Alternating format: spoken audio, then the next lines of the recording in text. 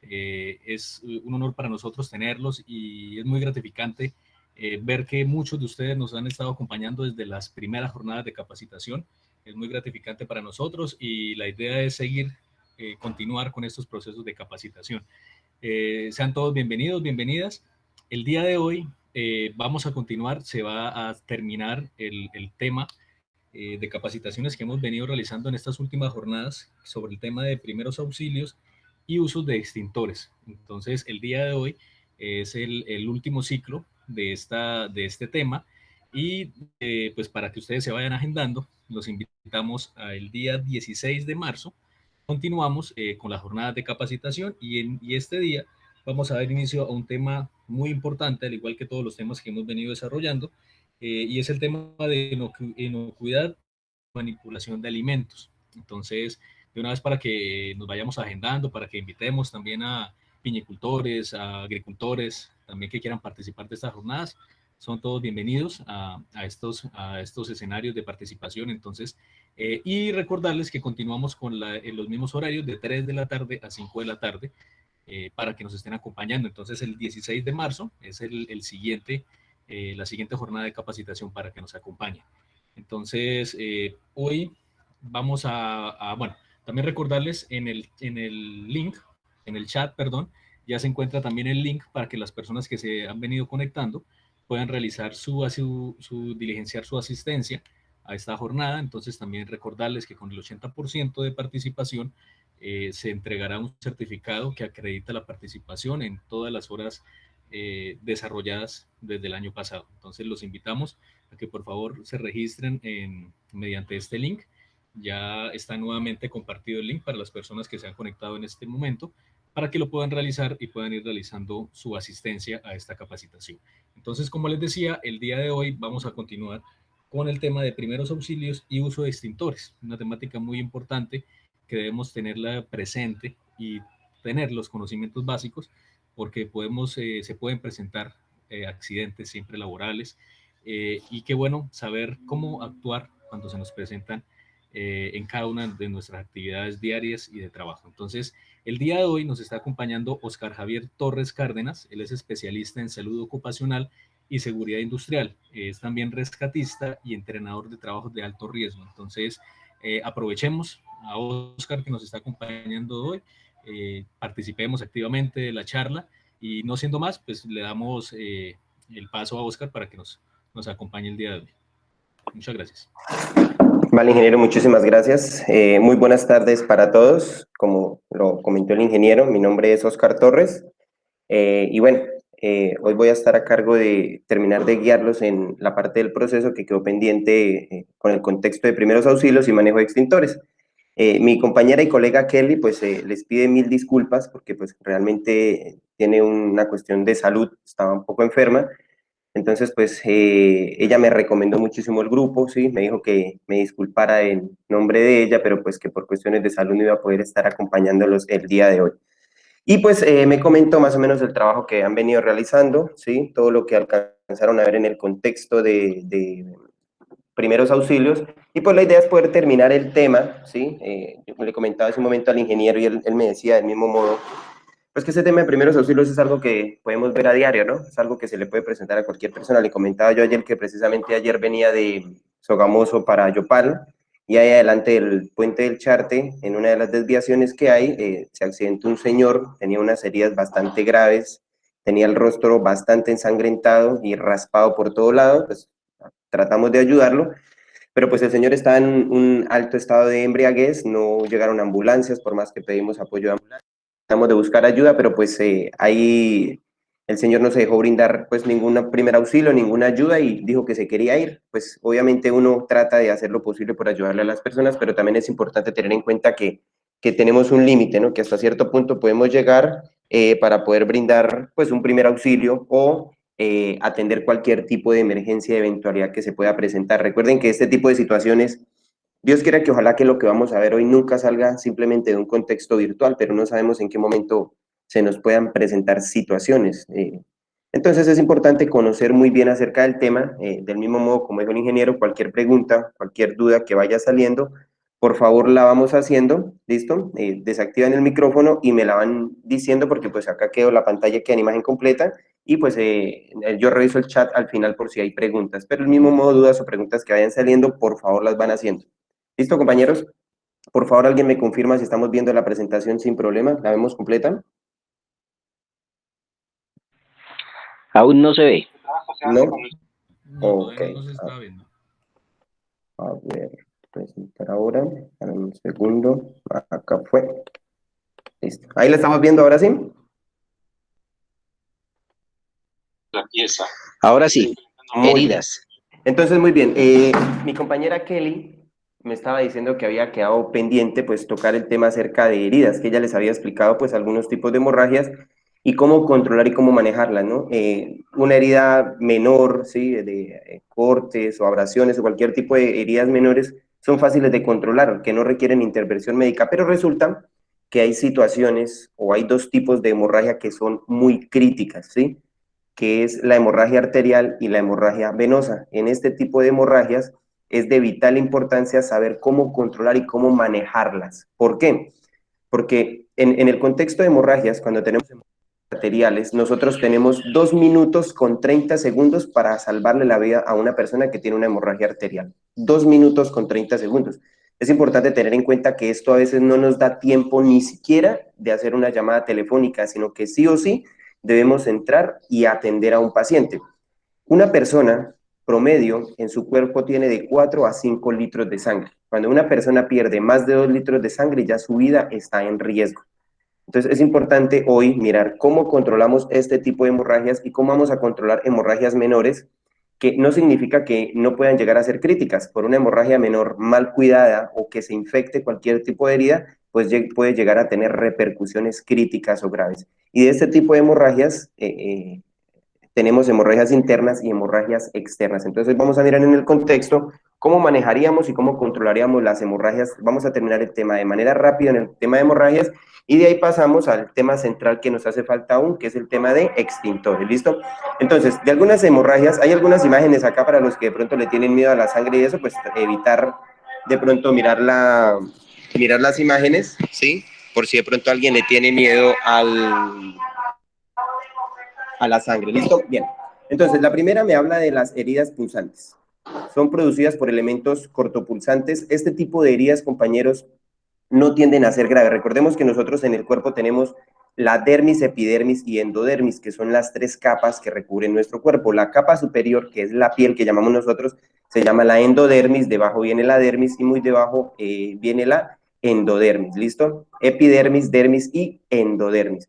Entonces, en este tipo de heridas pulsantes, por ejemplo, que es la primera, cortopulsantes como esta, que es una herida un poco más fuerte, un poco más abierta, vemos la diferencia que hay, porque acá simplemente vemos un corte superficial. Aquí ya podemos ver exposición de cartílagos, de músculos, de nervios, o en algunas situaciones extremas podemos llegar a ver hasta la parte ósea en la cortadura de un paciente.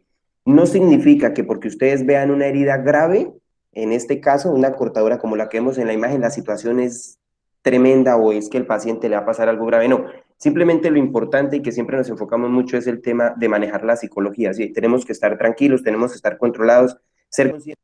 Yo tengo la aptitud y la actitud para poder atender a ese paciente. O sea, si tengo los conocimientos y más allá de tener los conocimientos es, bueno, yo puedo soportar ver carne, ver heridas abiertas o ver este tipo de situaciones, porque esto obviamente que no todo el mundo soporta ver este tipo de situaciones con un paciente. Entonces, cuando tenemos heridas como esta, cortopulsantes, pulsantes, cortantes, ¿sí? Como en este caso, ¿sí?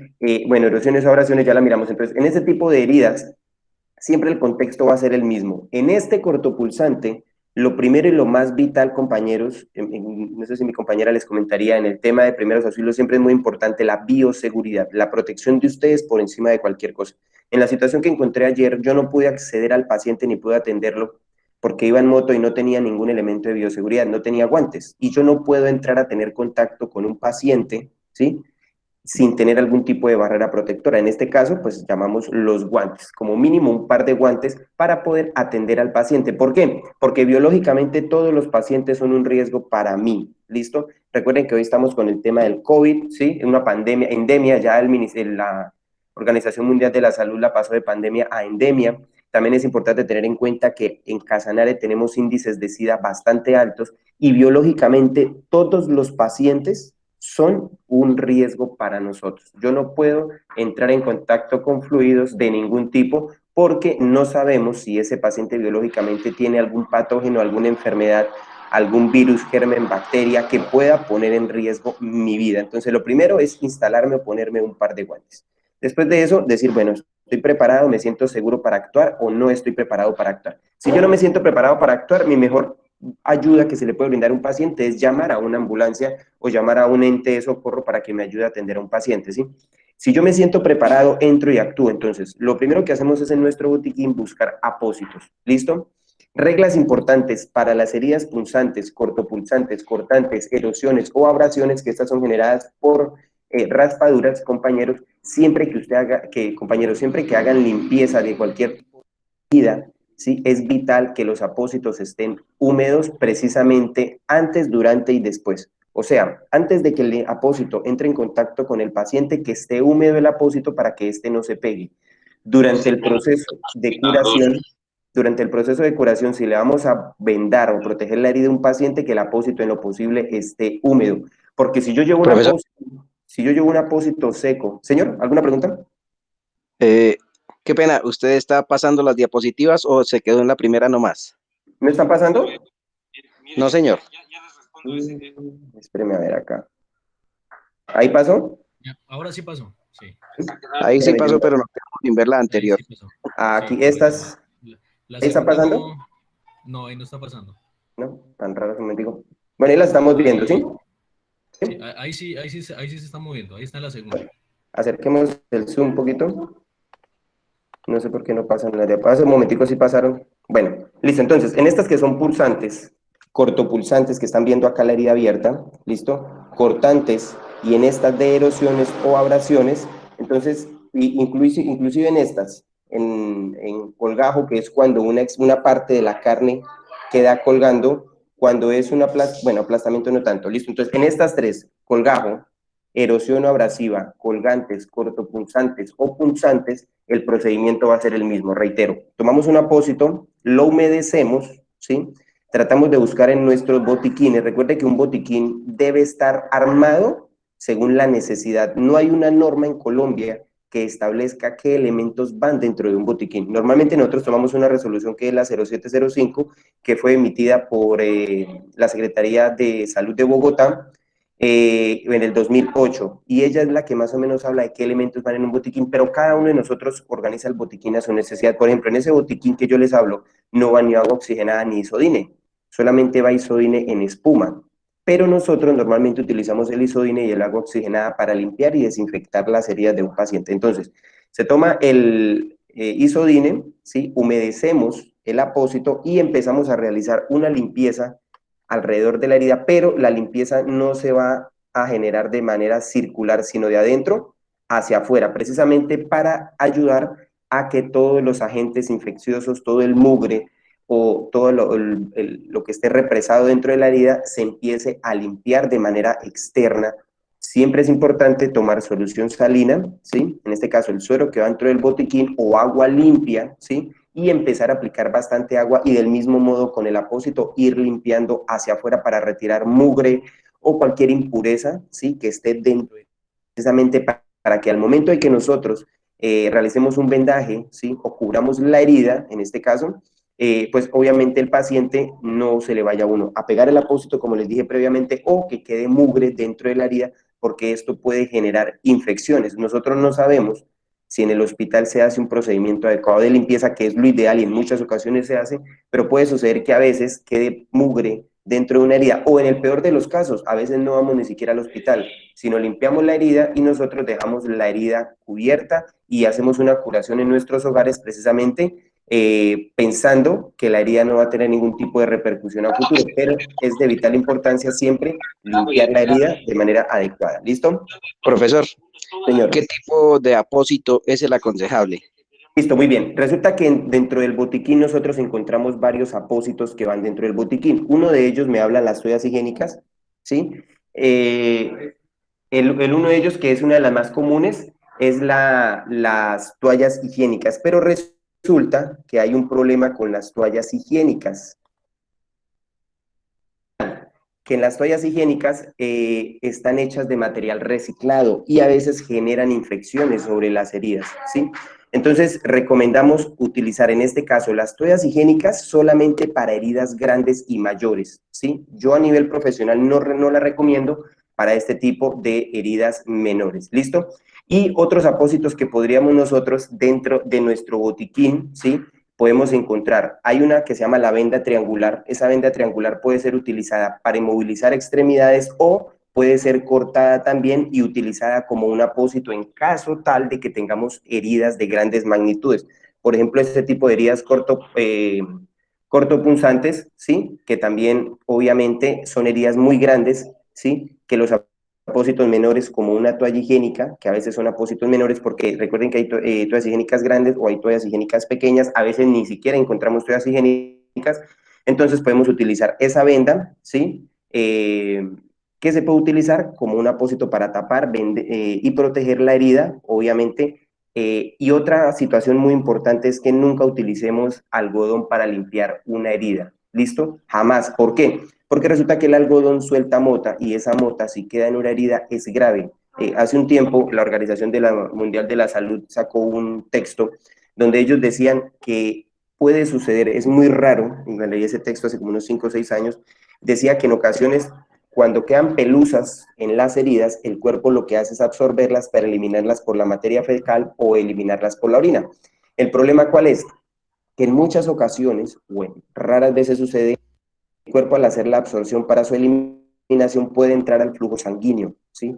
Y si estos vellos, este mugre del algodón entra en el torrente sanguíneo, llega al corazón o al cerebro, pues pueden generar la muerte en una persona, pueden generar el taponamiento, bien sea de una vena o de una arteria de una persona. Es muy extraño que suceda, pero se han registrado casos que por la limpieza inadecuada de estas heridas con algodón, la persona obviamente puede fallecer. Entonces se recomienda la toalla higiénica si es que es una herida muy grande, para heridas arteriales, que ahorita lo vamos a ver, que ya se controlan con las toallas higiénicas porque el flujo de sangre es demasiado abundante, pero para este tipo de heridas menores, entonces recomendamos utilizar isodine, agua oxigenada, apósitos menores como toallas higiénicas, la venda triangular, micropore, ¿sí? Que son elementos que me ayudan a vendar y a proteger la herida del paciente. Si es una herida, por ejemplo, como en este caso del brazo, ¿sí? Ahí simplemente necesitaríamos un micropore instalado de lado a lado y encima un pedazo de apósito precisamente húmedo, vuelvo y reitero, húmedo para que este no se vaya a pegar a la herida del paciente. ¿Listo? Ahora, hace un tiempo tuve una herida como esta que se llama de colgajo, ¿sí? Esta ya es un poco más delicada. ¿Por qué? Porque el paciente puede ser un colgajo menor o un colgajo mayor. Menor es cuando la cortadura es pequeña y es un pedacito de carne el que está colgando, ¿sí? Pero en ocasiones sucede que cuando hay cortes mayores, que se cortaron con un cuchillo, con una macheta o que estamos guadañando o cualquier otro elemento cortopulsante, sí, queda el pedazo de carne colgando. En ese caso hay exposición de músculos, nervios, venas, arterias, tendones, huesos, ¿sí? Entonces lo que hacemos nosotros es tomar la extremidad de la persona, humedecerla, si tiene mugre, si está infectado de alguna impureza, lo que hacemos es lavarla de adentro hacia afuera. Debemos entender que esto es bastante doloroso para un paciente, hay que hacerlo con calma y paciencia. Empezamos a limpiar la herida del paciente, tomamos el pedazo de extremidad y lo adherimos al cuerpo, le ponemos el apósito encima y vamos a vendar fuertemente, precisamente para que la herida no quede expuesta al medio ambiente y se pueda infectar o se pueda contaminar. Pero siempre, obviamente, cuando se vaya o antes de vendarla, ¿sí? Antes de vendar la herida, humedecerla y llenarla con isodine o con agua oxigenada. Yo no recomiendo mucho el agua oxigenada porque duele bastante. De hecho, genera menos dolor el isodine, pero aún así el paciente le va a doler. Y después de que ya la limpiamos, recomiendo tomar isodine en, ¿sí? Recuerden que el isodine de solución es para limpiar, el isodine en espuma es para proteger la herida y llenar la herida de isodine en espuma precisamente para proteger la herida y evitar infecciones con el paciente. Le adherimos la extremidad, el apósito vendamos y trasladamos o transportamos nuestro paciente al centro asistencial. ¿Listo? Aquí me habla de una que es el aplastamiento. Dice que se presenta cuando se ejerce una fuerza o una presión muy elevada sobre una parte del cuerpo. En ocasiones suceden, no solamente este aplastamiento se genera por la caída de extremidades a una, caída de objetos a una extremidad, sino que elementos pesados pasen por encima de las extremidades. Si un paciente sufre un golpe con una piedra, un objeto pesado o un objeto pesado pasa por encima de su pierna, como un vehículo, una llanta, cualquier otro elemento, no le vayan a retirar el zapato que en ese momento el paciente tenga, porque el mismo zapato está ayudándome a que la herida, perdón, a que la lesión que el paciente tiene, es una lesión osteomuscular, no se inflame más o esté peor de la situación que ya tiene el paciente en este caso. ¿Listo? Si el paciente es en un brazo o en otra extremidad, lo que vamos a hacer es tratar de vendar la extremidad desde la parte inferior hacia la parte superior precisamente, para darle rigidez a la extremidad. Pero recuerden que nosotros en un botiquín tenemos dos tipos de vendas, ¿no? Venda elástica y venda fija. La venda fija la utilizamos para inmovilizar extremidades, ¿sí? La venda elástica la utilizamos para proteger y vendar heridas. Si el paciente se lastimó el tobillo por un aplastamiento o cualquier otra extremidad, con la venda fija la vamos a vendar precisamente para evitar que se inflame o que empeore la lesión que nuestro paciente está presentando en este caso. ¿Listo? Las corturas se producen a veces por elementos no cortantes. O sea, recuerden que yo puedo estar pasando en la cocina, puedo estar manejando cualquier otro elemento, ¿sí? Que no es pulsante, ¿sí? Pero que aún así me puede generar cortes en la piel, ¿sí? Generar lesiones para una persona con el orillo de una mesa, el orillo de una silla, ¿sí? Este tipo de heridas en comparación a estas cortantes no son regulares, ¿sí? En este caso vemos una herida regular porque fue con un objeto cortante. En esta, ¿sí? Puede generarse hematomas, moretones o en muchas ocasiones cortes en la dermis, epidermis y endodermis, pero las cortaduras no tienden a ser uniformes, sino tienden a ser deformes en este caso, ¿listo? Sin importar cuál sea la herida o cómo se hubiera generado la herida, siempre el procedimiento en todas las heridas, en el caso de nosotros, para primeros auxilios a nivel básico, va a ser el mismo. Limpiamos, cubrimos, vendamos y evacuamos paciente al centro asistencial en caso de necesitarlo, ¿no? Porque si son heridas menores, no siempre necesitamos nosotros llevar el paciente a un lugar hospitalario. Ahora, también tenemos esta que se llama abulsión. Son aquellas donde el tejido se separa del cuerpo, lo que nosotros llamamos la famosa amputación de una extremidad. Recuerde que hay amputaciones de extremidades superiores y hay amputaciones de extremidades inferiores. Primero, lo que vamos nosotros a tener en cuenta es que recordemos que todas las partes de nuestro cuerpo logran resistir hasta 2 horas sin sangre ni oxígeno. 2 horas. Todas las partes del cuerpo. O sea, un brazo que ha sido amputado, como lo vemos en la imagen, tenemos 2 horas para tratar de salvarle la extremidad al paciente. Obviamente que debemos seguir unos procesos y unos protocolos para lograr hacerlo. Entonces, en este caso, si hay una amputación de la extremidad, sea cual sea la extremidad, el proceso va a ser el mismo. Tomamos la extremidad, con solución salina o agua limpia, la vamos a lavar para limpiarla del mugre. Esta extremidad la metemos en una bolsa y esa bolsa la vamos a meter en otra bolsa que tenga hielo posiblemente. Vamos a tratar de enfriar esa extremidad, ¿sí? Bajar la temperatura precisamente para evitar que el tejido empiece a dañarse. Después de 2 horas se empieza a generar algo que se llama hipoxia celular. ¿Qué es la hipoxia celular? Es la muerte de células por falta de sangre y oxígeno, cuando es para la extremidad. En este caso, la extremidad que aún sigue adherida, la de la parte superior, puede suceder, no siempre, ¿sí? Que en ocasiones se genere hemorragia arterial. ¿Listo? Si yo llego a presentar, perdón, si un paciente llega aquí a presentar hemorragia arterial, recuerde que tiene 2 minutos con 30 segundos para salvarle la vida a la persona. Hay un problema con primeros auxilios, compañeros, y es que no hay una norma que defina el procedimiento claro de primeros auxilios, ¿sí? Defensa Civil maneja un parámetro, Bomberos maneja otra, Cruz Roja maneja otra, a nivel hospitalario se maneja otra. Les pongo un ejemplo. Si ustedes se van a nivel hospitalario, hay algo que se llama el triage. El triage es la catalogación y determinación de los heridos según el tipo de lesión que estos presenten. Y el triage hospitalario, dependiendo del tipo de gravedad, si yo tengo 4 o 5 pacientes en estado crítico, yo voy a buscar a nivel hospitalario cuál de esos 5 es el que tiene la mayor posibilidad de vida y él va a ser la prioridad a nivel hospitalario. A nivel de rescate es todo lo contrario. A nivel de rescate yo busco el paciente que tiene la menor posibilidad de vida y mi enfoque siempre va a ser tratar de salvarle la vida a esa persona. Ahora, hay una controversia que a lo largo de muchos años ha generado problemas entre muchos entes, ¿sí? Y es el tema de los torniquetes, ¿sí? Muchos dicen, sí, el torniquete está permitido, otros dicen, no, no está permitido, otros dicen, sí, se puede poner, pero suelte los 5 minutos y déjelo un minuto amarrado. Hay una serie de teléfono roto, lo llamo yo, en cuanto a la información que se le ha brindado a la gente acerca de cuál es la manera correcta de controlar o de manejar este tipo de hemorragias que encontramos nosotros en un paciente, que en este caso son hemorragias arteriales. En el 2018 tuvimos la oportunidad de recibir una capacitación por la ONU precisamente acerca del control y manejo de hemorragias arteriales.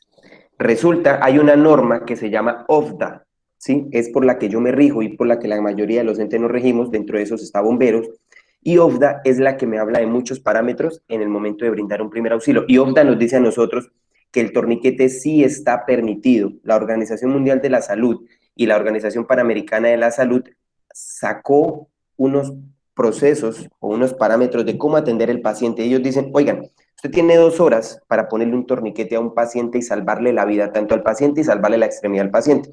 Porque uno dice siempre, yo le pongo un torniquete al paciente, pero el riesgo de poner el torniquete es que la extremidad sea amputada o se pueda perder. Entonces, en este caso, como la extremidad ya fue amputada, o sea, ya hay un corte limpio y hay un desprendimiento de la extremidad, lo que vamos a hacer es lo siguiente, compañeros. 10 centímetros por encima de la herida, ¿sí? Vamos a hacerle el torniquete al paciente. Pero, ojo, importante, jamás se le ponen los torniquetes sobre las articulaciones, ni sobre la rodilla, ni sobre el tobillo, ni sobre la muñeca, ni sobre el hombro, porque ahí el torniquete no me va a servir. La extremidad no permite el corte del flujo sanguíneo y el torniquete no se aplicaría de manera correcta. Entonces, ¿cómo lo vamos a aplicar? 10 centímetros por encima de la herida, vamos a tomar la venda triangular, si es que la tenemos, o algo grueso que tenga como mínimo 3 centímetros de grosor. No utilicen cuerdas, ni sogas, ni manilas, ni pitas, ni caullas, porque al ser tan delgadas, cuando usted haga la restricción sanguínea, ese elemento, al ser tan delgado, puede cortar venas, puede cortar arterias, y lo que hacemos es empeorar la situación. Entonces, en este caso, ¿qué vamos a hacer? Tomamos la venda triangular, ¿sí? La vamos a enrollar y 3 centímetros por encima le vamos a hacer un nudo, como el nudo con el que amarramos los zapatos. Pasamos la venda alrededor del brazo y la amarramos. Una vez que le puse el primer nudo, ahí el flujo sanguíneo ya va a empezar a disminuir notablemente, bastante, va a empezar a bajar el flujo sanguíneo. Después de esto, ¿qué vamos a hacer? Vamos a buscar un elemento rígido, puede ser un pedazo de de un palo de escoba, un pedazo de varilla que no sea superior a 10 centímetros, ¿listo? Y lo vamos a poner encima del nudo. O sea, hacemos ponemos la venda alrededor, la venda triangular alrededor del brazo, le hacemos un nudo, encima de ese nudo ponemos el palo y encima del palo vuelvo y le pongo otro nudo. Deben entender que ese torniquete va a ser en ocasiones mucho más doloroso que la herida, ¿sí? Y lo que vamos a hacer es darle 4 vueltas al torniquete. ¿Listo? 4 vueltas. Esas 4 vueltas van a cortar en su totalidad el flujo sanguíneo. Como la extremidad ya fue desprendida, lo que hacemos es poner apósitos sobre la herida del paciente. Aquí sí podemos utilizar toallas higiénicas, podemos utilizar la venda triangular. Si tenemos restos de venda triangular, también podemos ponerle venda triangular ahí. Vendamos, ¿sí?, la extremidad que está expuesta, la vamos humedeciendo y llevamos el paciente al centro asistencial. Esto si la extremidad fue amputada o fue desprendida de la extremidad. ¿Listo? Yo ahorita les explico cómo la manejamos si la extremidad aún sigue adherida al cuerpo. ¿Listo? Bueno, ahora, siempre se recomienda que cuando tenemos heridas graves en un paciente, siempre se recomienda lo que nos muestran acá, sí, levantar la imagen, la extremidad, perdón, por encima del corazón. No sé si les ha pasado que a veces uno levanta las manos por encima de la cabeza y en cuestión de 30 segundos ya los brazos empiezan a doler porque no empiezan a recibir el flujo sanguíneo adecuado. Entonces, al levantar la extremidad por encima del corazón, el flujo sanguíneo va a disminuir y el sangrado que presenta el paciente va a empezar a bajar, ¿listo? Entonces, ¿cómo actuamos ante una hemorragia? Entonces, vamos a levantar la extremidad por encima del corazón, como ya les decía, y la misma gravedad nos ayuda a que el flujo sanguíneo empiece a disminuir. Acá observamos, compañeros, una imagen. Esta es para el control de una hemorragia venosa, ¿listo? ¿Cómo puedo yo diferenciar la hemorragia venosa de la hemorragia arterial? Por el color de la sangre. La hemorragia venosa, cuando, si alguno de pronto se ha cortado alguna vez o le han sacado una muestra de sangre, se dan cuenta que la sangre es de color vino tinto, color oscura, ¿sí? Esa es la hemorragia venosa. ¿Por qué es oscura? Porque es sangre que no lleva oxígeno.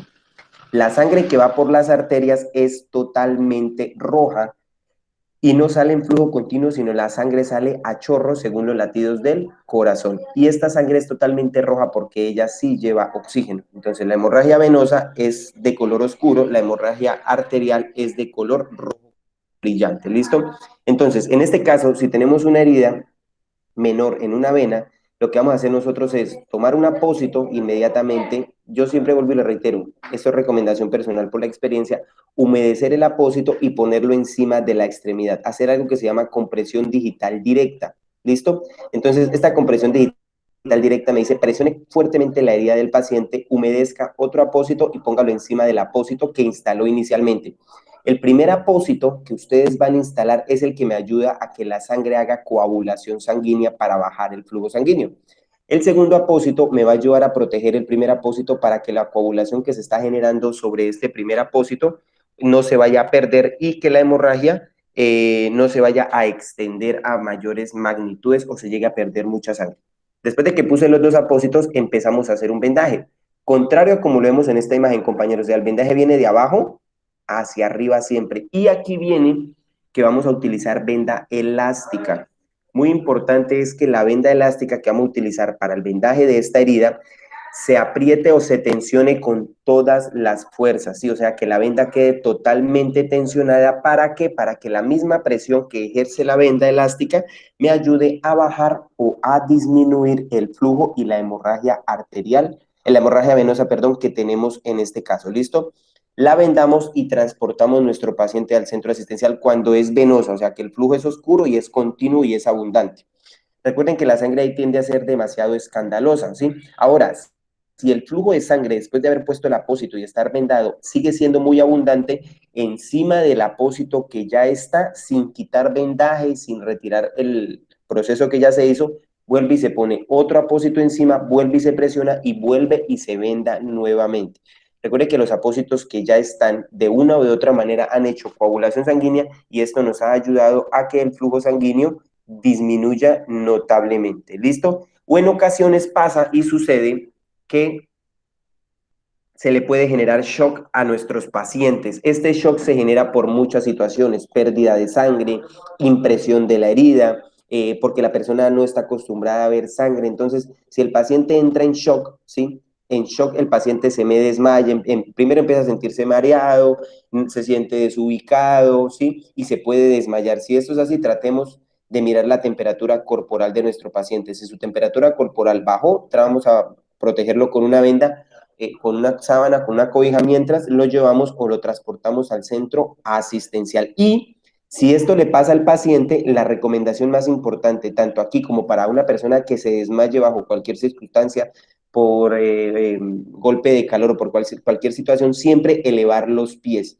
Esto ayuda a que el retorno de la sangre hacia el corazón, o sea, la sangre sube al pie y cuando ella tiene que bajar para hacer retorno al corazón, baja con fuerza y me ayuda a mejorar la circulación, oxigenar el cerebro, porque una persona entra en shock o se puede desmayar por desoxigenación cerebral de la misma impresión que la persona tiene porque no está respirando bien, por el miedo o la impresión de la lesión que el paciente está viendo en estos casos. Listo, acá me muestra entonces la compresión digital directa sobre la herida para realizar el vendaje, como yo les decía, de la muñeca hacia arriba, que quede toda la herida totalmente cubierta. Aquí es cuando ya la herida es muy abundante. ¿Sí ven la diferencia que acá observamos? Que presiona con los dedos, ¿sí? Porque la herida es menor, son pulsantes, abrasiones, heridas que no son graves, pero cuando ya hablamos de hemorragias venosas, sí le hacemos presión con la mano, con la palma de la mano, precisamente para controlar el flujo sanguíneo que está presentando el paciente. Mira, aquí lo vemos lo mismo en la pierna, ¿sí? Y si nosotros conocemos, ya tenemos más experiencia, y conocemos la ubicación de las arterias, vamos a tratar de bloquear la arteria para bajar el flujo sanguíneo. Recuerden que las venas en nuestro cuerpo van ubicados según el nombre del hueso, ¿sí? En la muñeca tenemos el hueso radial, hueso cúbito, en el antehombro tenemos el húmero, en la pierna, en el tobillo, el húmero, le está poniendo la mano, esta sería la arteria humeral, aquí arriba tenemos la arteria radial, acá entre la entrepierna tenemos la arteria femoral. Entonces, si yo conozco la ubicación de las arterias, procedo a bloquear la arteria. Es un procedimiento bastante complicado, porque si yo no soy brigadista, si yo no tengo un curso de primeros auxilios nivel avanzado o no conozco un poco más del tema, pues difícilmente voy a poder identificar o ubicar las venas en este caso, ¿listo? Esto era lo que yo les decía, cuando el paciente se nos desmaya por shock, entonces levantarle la extremidad al paciente, precisamente para el retorno y la oxigenación, retorno de sangre y oxigenación adecuada del paciente, ¿listo? Acá este es un vendaje, no hecho con venda, sino con la venda triangular. La venda triangular también podemos utilizarla como venda en estos casos. Para los que no sepan cuál es la venda triangular, no sé si recuerdan que antes los papás le hacían a uno el pañal con esa venda triangular, que era el pañal de tela. Esa tela de triángulo que utilizaban para el pañal, esa es la famosa venda triangular que utilizamos para control de heridas de un paciente, ¿listo? Acá la tenemos, se ve el vendaje desde la parte inferior hacia la parte superior, ¿listo? Ahora, en este caso, compañeros, en este caso, cuando tenemos hemorragias arteriales, ¿sí? Que ya les había dicho, ¿no? El flujo de sangre es rojo y es demasiado abundante. ¿Qué vamos a hacer? Hay tres tipos de hemorragias arteriales que se presentan. Hemorragias por amputación de extremidad, que ya la vimos, hemorragia por laceración o trituración, o sea que algún elemento pesado cayó sobre la extremidad del paciente y que está deshecha la extremidad, o en su defecto que tiene un corte pero hay movimiento y la extremidad aún sigue adherida al cuerpo. ¿Qué vamos a hacer? OFDA, si algún día alguien les técnicamente y normativamente está escrito OFDA o FDA, OFDA 2018, en sus parámetros de primeros auxilios, junto con la Organización Mundial de la Salud, hablaron acerca de cuáles eran los parámetros para poder aplicar un torniquete ante la hemorragia arterial cuando la extremidad aún sigue adherida al cuerpo. ¿Listo? ¿Qué nos dice OFDA 2018? Nos dice, bueno, 10 centímetros por encima de la herida, apliquen el torniquete, ¿sí? Si la extremidad aún sigue adherida al cuerpo, ustedes tienen 2 horas para salvar la extremidad. ¿Qué vamos a hacer entonces? El torniquete, como ya les expliqué, una venda triangular, hacemos un amarre, pasamos la venda alrededor de la mano, la amarramos, ¿sí? Le ponemos un palo o algún elemento rígido de mínimo 10 centímetros, encima de ese palo hacemos otro nudo, ¿listo? Y empezamos a dar 4 vueltas. Muy importante que esas 4 vueltas que nosotros le dimos el palo esté bien ajustado o el elemento que yo voy a utilizar esté bien ajustado y que el primer nudo esté fuerte y rígido, ¿listo? Damos las 4 vueltas. Cuando yo terminé de dar las 4 vueltas, voy a amarrar el torniquete de tal manera que no se me vaya a soltar. Y apuntamos la hora en la que inició el torniquete. En este caso, yo tengo acá en mi computador 3:48. Redondeémosla sobre las 4 de la tarde. Vamos a suponer que el torniquete empezamos a aplicarlo a las 4 de la tarde. La idea es hacer 4 ciclos para lograr soltar el torniquete. ¿Listo, compañeros? 4 ciclos. ¿En qué consisten los 4 ciclos? Que durante 4 medias horas vamos a empezar a soltar vuelta por vuelta. Entonces, ¿qué hacemos? Pusimos el torniquete, inició a las 4 de la tarde. Donde el paciente tiene la herida, por ejemplo, vamos a tomar esta imagen que tengo acá, supongamos que aquí está la herida abierta y tenemos salida de hemorragia arterial, lo que vamos a hacer es tomar vendas triangulares, toallas higiénicas o cualquier otro apósito que nosotros tengamos a la mano y vamos a llenar la herida de apósitos. Vamos a meter vamos a meter apósitos dentro de la herida del paciente hasta que la herida quede totalmente llena y totalmente taponada con apósitos. Una vez que yo rellené todo el orificio de la herida con apósitos, vamos a tomar un último apósito húmedo y lo vamos a poner encima de la herida del paciente. Para este último apósito yo no recomiendo las toallas higiénicas porque la toalla higiénica absorbe y al absorber no permite la coagulación sanguínea. ¿Listo? Entonces, en este caso, yo le recomiendo, si usted, por ejemplo, es muy común que en la casa casi nadie tiene un botiquín, podemos utilizar sábanas que estén limpias, toallas que estén en perfecto estado, blancas preferiblemente, ¿sí? Y elementos que yo sepa que están limpios, los cortamos y lo vamos a poner encima de la herida del paciente.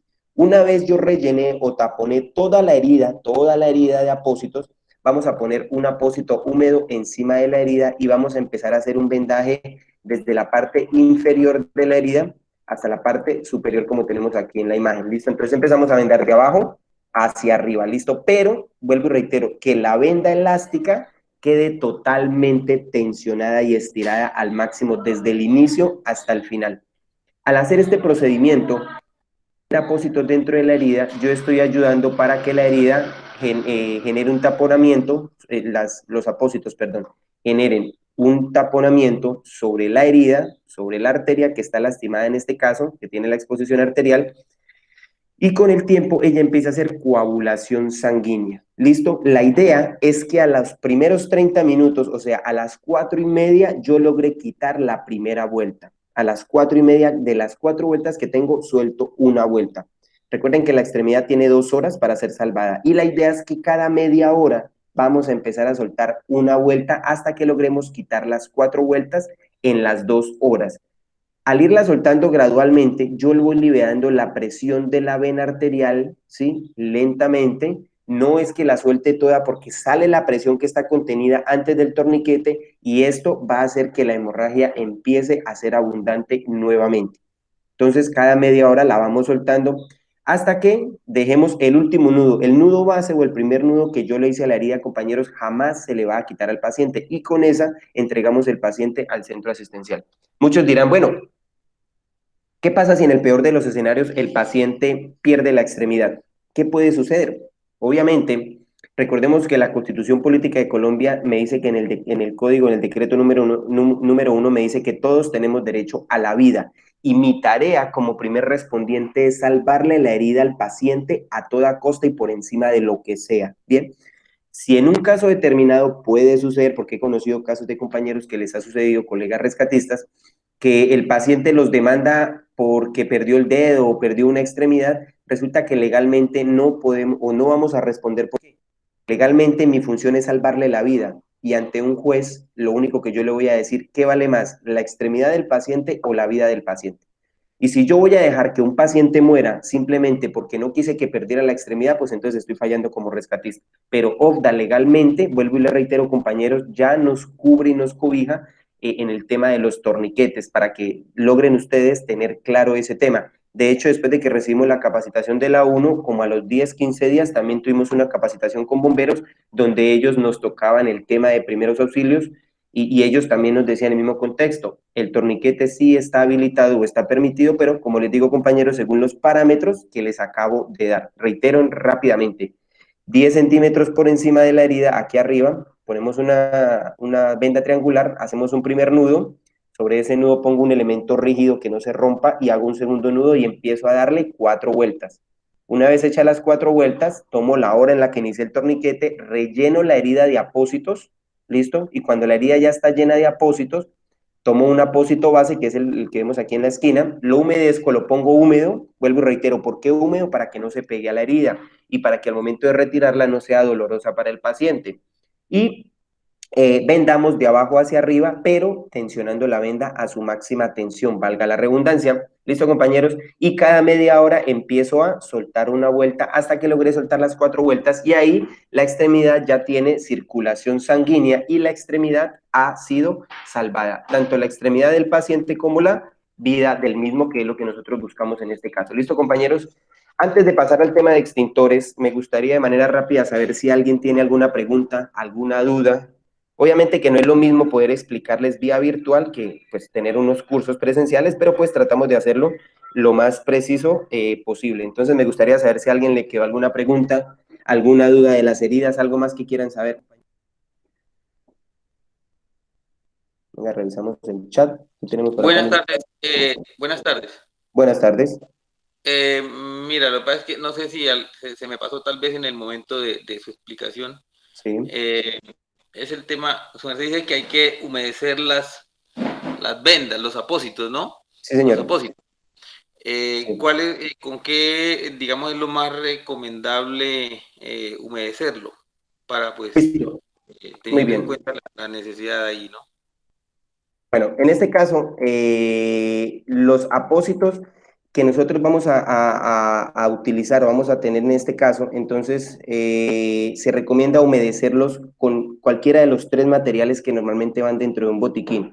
Solución salina, el que llamamos nosotros el suero, isodine o agua oxigenada o agua pura, ¿sí? Usted puede coger una bolsa de agua, llenar un apósito de agua y en ese caso ponerle el apósito húmedo encima de la herida del paciente. Entonces, reitero, agua, solución salina, que es el suero, isodine o agua oxigenada. Cualquiera de esos es pertinente. Lo importante, compañero, es que el apósito esté húmedo con cualquiera de esos elementos. Ahora, veamos el peor de los escenarios. Yo no tengo ninguno de esos elementos a la mano.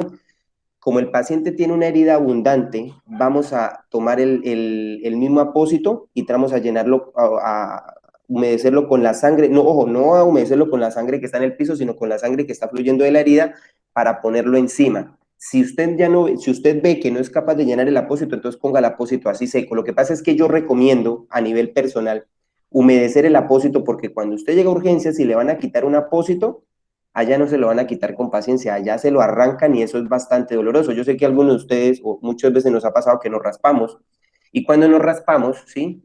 Cuando el cuerpo empieza el proceso de cicatrización, la ropa se nos pega a las heridas, y para despegarla es bastante doloroso, entonces por eso yo recomiendo que estén húmedos los apósitos, compañeros.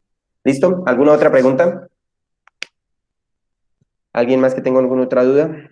Por el chat, si de pronto son tímidos para hablar como yo, pueden aquí en el chat escribir. Igual aquí cualquier duda la pueden ir plasmando inmediatamente en el chat y yo con mucho gusto cuando vaya revisando les voy informando. ¿Listo? Bueno, compañeros, ahora, del tema de extintores, ¿listo? Es importante conocer situaciones básicas acerca de cómo manejar un extintor, ¿no?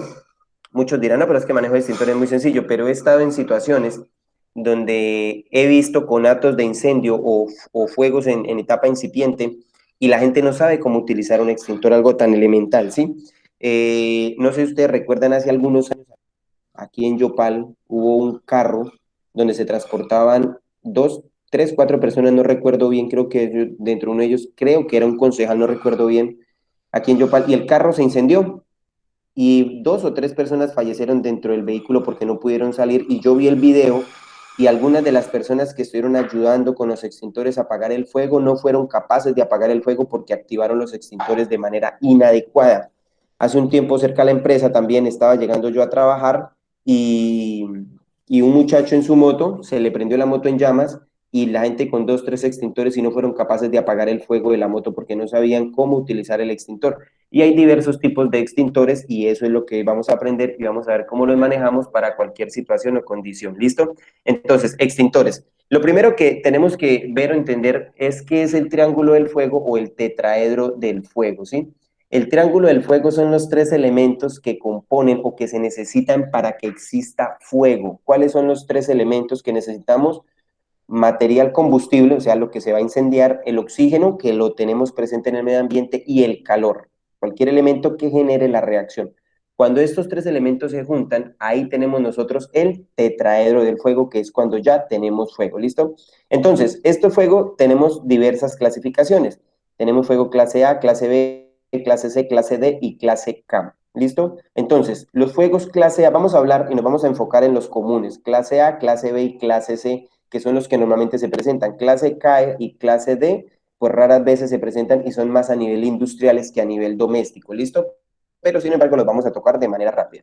Entonces, los fuegos clase A son todos aquellos que dejan ceniza, ¿sí? Los derivados de tela, cartón, madera, papel, ¿sí? Fuegos clase A son elementos que son fácil de extinguir. ¿Con qué los podemos extinguir? Con agua, ¿sí? No necesitan agentes químicos especiales, nada, pero obviamente que los agentes químicos también funcionan para apagarlos, pero en el caso de nuestros hogares son muy fáciles de apagar porque la madera se apaga con agua, el cartón se apaga con agua, las telas se están encendiendo con agua y no se van a prender más, entonces son fuegos fáciles de controlar. Tenemos los fuegos clase B, ¿sí? Que son aquellos derivados de los hidrocarburos líquidos, de los hidrocarburos, perdón, ¿listo? Entonces aquí encontramos por combustibles líquidos, gaseosos, neblinas, gases, vapores, ¿sí? Que son altamente inflamables. Recuerden que el nivel de volatilidad o inflamabilidad de un elemento, ¿sí? Depende básicamente de su punto de ignición. Entre más alto sea su punto de ignición, más difícil es que un fuego se inicie. Ejemplo, si yo tomo dos canecas, una de gasolina y una de ACPM, y yo prendo un fuego y lo lanzo sobre la caneca de gasolina, claramente se va a incendiar fácilmente porque genera unos vapores. Pero si yo la lanzo sobre la de ACPM, obviamente no se va a prender porque el ACPM necesita un punto elevado o un punto mucho más alto de calor para que éste genere una combustión inmediata. ¿Listo? Los fuegos clase C son aquellos producidos por sistemas eléctricos, ¿listo? Tengamos en cuenta que, por ejemplo, el elemento que utilizamos para apagar fuego A, que es agua, que es la que viene el extintor clase A, que ahorita vamos a hablar de él, no me sirve para apagar el B, ¿no? Porque si yo le aplico agua a líquidos inflamables, obviamente empeora la situación. Y si yo le aplico agua a materiales eléctricos, va a ser mucho peor, ¿listo? Entonces, A, los que dejan ceniza, cartón, madera, papel. Tipo B son todos aquellos derivados de los hidrocarburos, ¿listo? Clase C son todos aquellos derivados de sistemas o redes eléctricas. Clase D son todos aquellos generados de metales, ¿sí? En cirúrgicas como Acerías Paz del Río, por ejemplo, que producen metales, ¿sí? O Diaco en Boyacá también, que producen metales. Allá se generan fuegos a raíz del metal. Nosotros acá no encontramos este tipo de fuego. Y por último, bueno, lo tengo acá, que es el clase K, que son aquellos fuegos derivados de los aceites vegetales o naturales. Ejemplo, en las cocinas de los negocios, el fuego que se genera por el aceite es un fuego clase K, derivado de aceites, vuelvo y reitero, animales o vegetales, ¿listo? Ahora, es también importante tener en cuenta que hay extintores portátiles y hay extintores no portátiles, ¿sí? Los portátiles nosotros vemos que vienen de 5, 10, 15, 20 libras, ¿sí? Ahí nos muestra 4, 6, 10 o 12 kilos.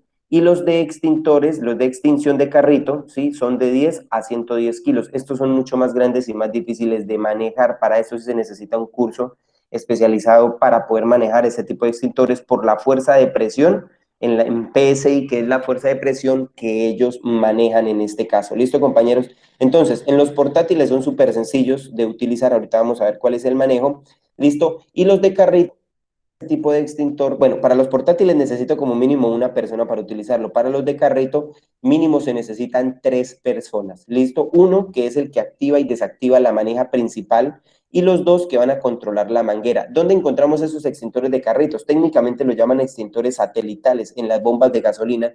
Cuando vemos las pimpinas con 2 ruedas laterales, esos son conocidos como extintores satelitales en este caso. ¿Listo? Ahora, estos extintores vienen compuestos de diversos agentes. Hay un agente que ya estuvo prohibido, que es el Solcaflan, ¿sí? Que es el que venía en el extintor blanco.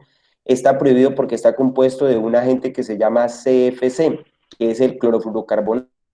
Los fluorocarburados son los elementos que dañan y destruyen la capa de ozono, ¿sí? Al ser un elemento que destruye la capa de ozono, el acuerdo de Montreal que se firmó hace alrededor ya de 40 años hablaba que se deberían eliminar en el planeta Tierra el uso de los CFCs. ¿En dónde encontramos nosotros los CFCs o los clorofluorocarbonados? En las neveras, ¿sí? Esas neveras generan CFC, los aerosoles generan CFC, los dispensadores de agua que enfrían el agua también generan CFC, los aerosoles que traen pintura también vienen compuestos de CFC, ¿sí? Entonces son elementos que destruyen la capa de ozono, y en este caso en los extintores también prohibieron ese extintor por el uso del CFC. Entonces ahí lo prohibieron a raíz de este caso el CFC, y ya el extintor Solcaflan quedó prohibido. Ahorita vamos a mirar qué extintor reemplazó este Solcaflan y cómo es el uso adecuado, ¿listo? Entonces, el primero que vamos a encontrar nosotros es los que contienen PQS o polvo químico seco. Entonces, estos deben recibir una serie de condiciones para poderlos utilizar. Por ejemplo, el Acuerdo de Montreal o la norma NFPA 10 o la NTC, la norma técnica colombiana, me dice que los agentes químicos no pueden ser tóxicos, no pueden ser corrosivos, no pueden ser agentes que dañen el medio ambiente, ¿sí? O sea, el polvo químico seco, si una persona queda expuesta, no puede ser tóxico ni nocivo para la salud. Obviamente que si usted se va a exponer a polvo químico seco constantemente durante mucho tiempo, obviamente que sí vamos a tener algún tipo de repercusión a salud, pero a futuro. Pero en el momento, estos agentes químicos no generan condiciones. Yo trabajé en una empresa donde nosotros casi cada 8 días hacíamos simulacros, porque ellos dictaban capacitaciones de extintores, y teníamos un punto donde hacíamos pruebas con los extintores y utilizamos bastante el polvo químico seco y el Solcaflan.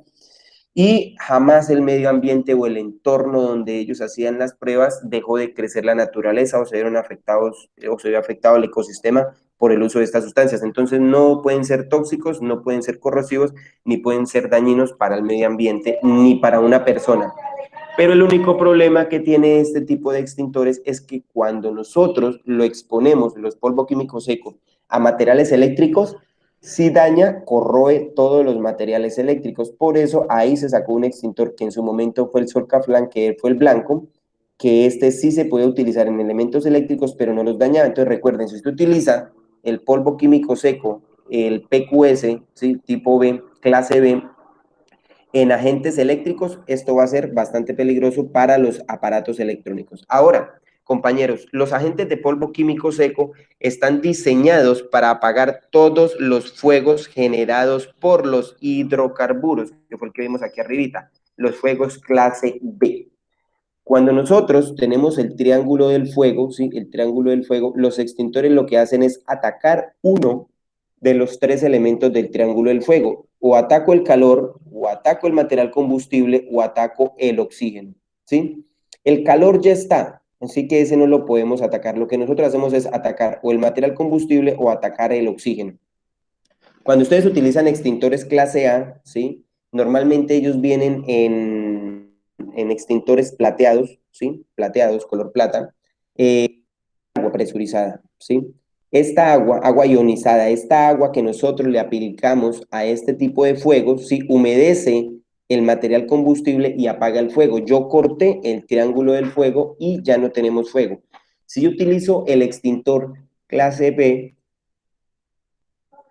que en este caso es de agente de PQS o polvo químico seco, lo que hacemos es atacar el oxígeno y el material combustible. Cuando yo activo el extintor, él genera una nube de humo y esta nube de humo atrapa las partículas de oxígeno e impidiendo que el oxígeno nuevamente llegue y haya fuego. Pero no solamente eso, sino que el polvo químico seco, como es un polvo, ¿sí? Queda recubierta toda la parte superior del agente líquido que se estaba incendiando y evitando nuevamente que la temperatura vuelva a aumentar, ¿sí? Y el fuego vuelva a florecer o a generarse nuevamente un conato de incendio. El conato de incendio o fuego incipiente es cuando el fuego está en su etapa inicial. Recuerden que estos extintores, mis queridos compañeros, los extintores portátiles, solamente me sirven para fuegos en etapa inicial. Técnicamente lo conocemos como un conato de fuego, fuego incipiente, conato de fuego o fuego inicial. En este caso, compañeros, solamente me sirve para esas condiciones. Si el fuego ya se extendió y el fuego se salió de control, los extintores no nos van a servir absolutamente para nada, ¿listo? Y tenemos este otro que son extintores presurizados con cartuchos de gas. Aquí tiene un cartucho interno, ¿sí? Y él genera una presión interna también, que ahorita más adelante vamos a ver ese tipo de extintores. ¿Listo, compañeros? Bien. Ahora, los de polvo químico seco me dice que son tipos multipropósito, convencionales y especiales. ¿Listo?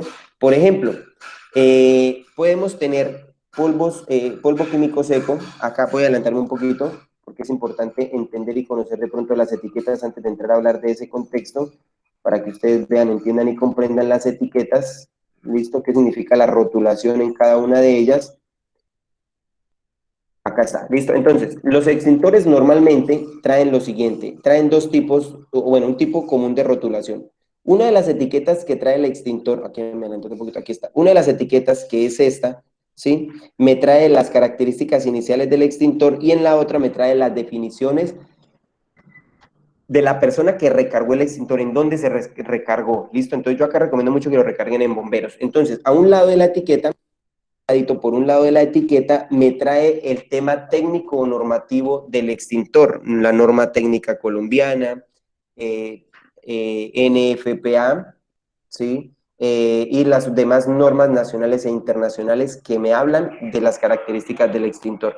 Por el otro lado de la etiqueta, por este lado, me trae el modo o la manera correcta de utilizar el extintor. Él le dice que gire la perilla, retírele al paso a paso, que es lo que yo voy a hacer acá.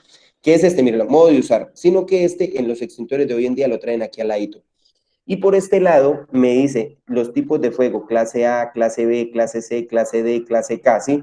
En esa clasificación, que es la que nosotros vamos a revisar, entonces yo reviso que diga A, B y C. Apaga los 3 fuegos, sí, es idóneo para apagar los 3 tipos de fuego, pero si lo utilizamos en fuego clase C, recuerden para este fuego clase C, el extintor en este caso daña y corroe los materiales eléctricos, ¿listo? En el clase A y en el clase B sigue siendo efectivo, ¿listo? Ahora, tenemos de polvos convencionales que son para fuegos clase B y clase C, ¿listo? En este, ¿sí? Resulta que está diseñado es para refrigerar y enfriar las altas temperaturas que se generan en los materiales que se están incendiando en este caso, ¿listo, compañeros? O sea, si es un líquido, en este caso, el líquido que se está incendiando, al alcanzar una temperatura alta, su alta temperatura puede volver a generar la ignición del fuego. Pero si yo en este caso le aplico el clase B y clase C, él refrigera y baja la temperatura.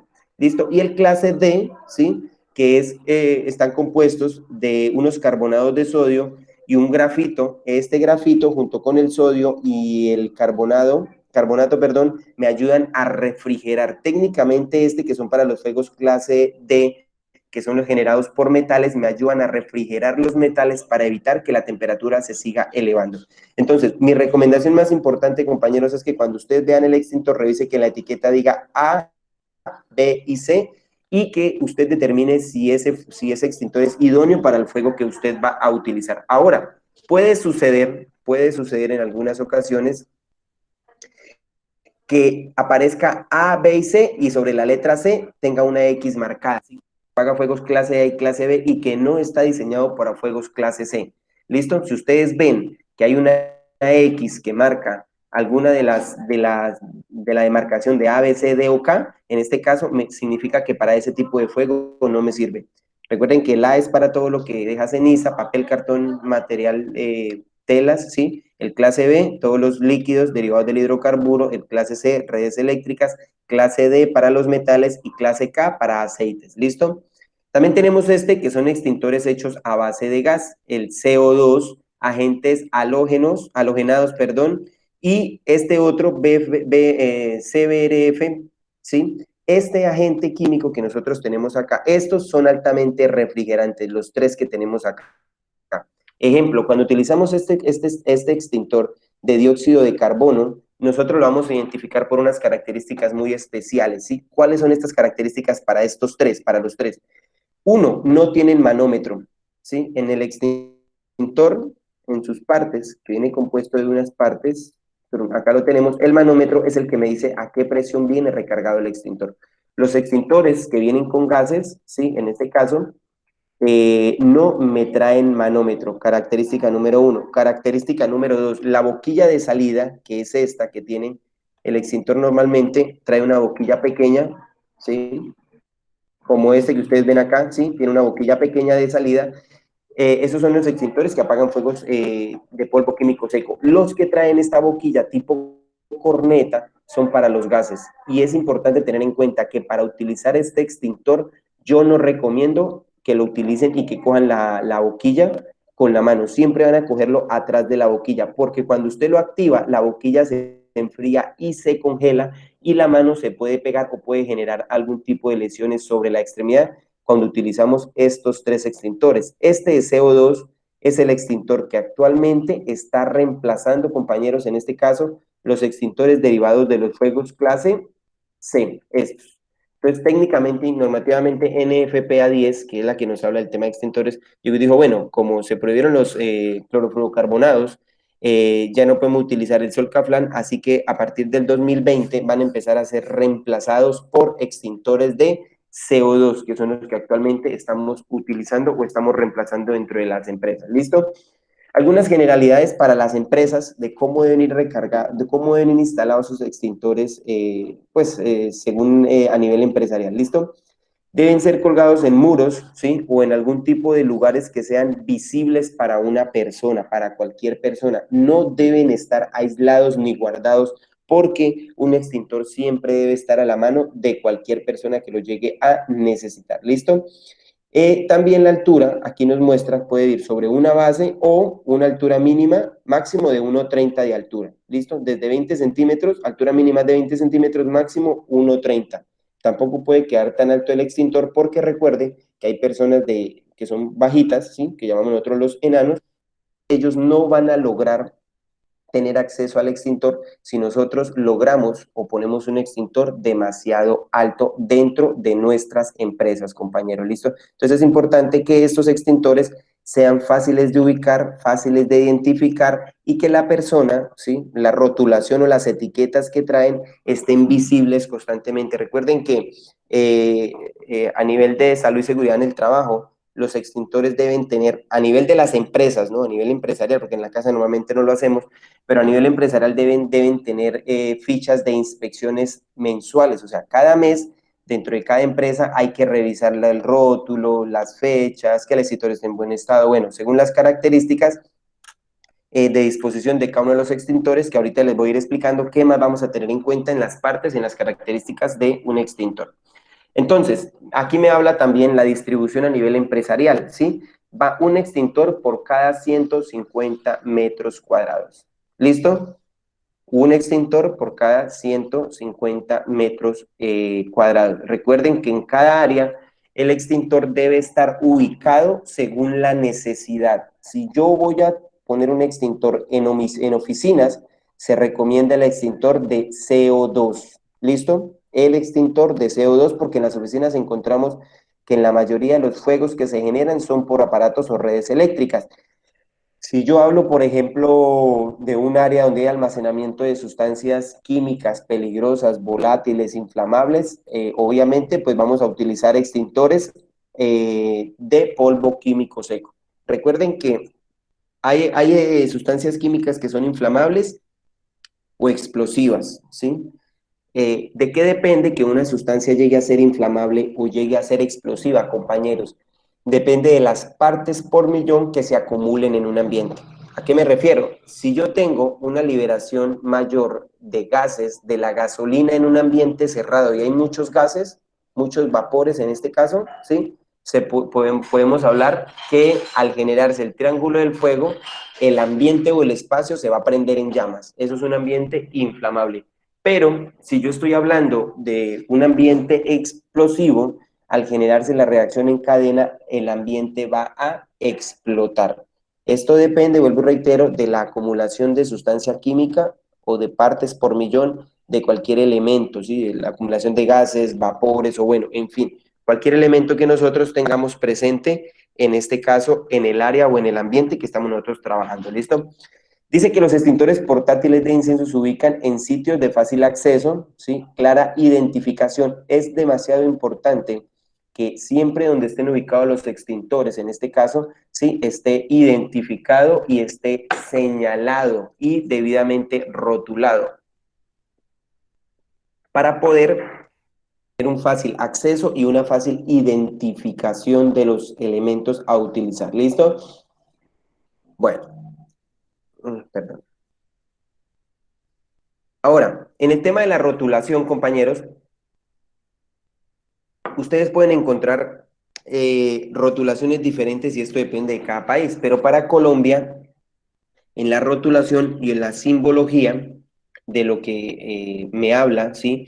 Si ustedes se dan cuenta, cada una de las letras, el A, el B, el C, el D y el K, tiene un color diferente. El A viene representado en un triángulo color verde, el B en un cuadrado color rojo. Bueno, el verde representa el agua en este caso, el rojo representa el fuego, el azul eléctrico y el amarillo representaría los derivados de los metales en este caso. Entonces, en la simbología, cada color representa el fuego que se está generando con su color, con su letra y su figura, ¿sí? Entonces, si es derivados de la ceniza, entonces letra A, color verde y un triángulo, ¿sí? Como ustedes lo están viendo acá.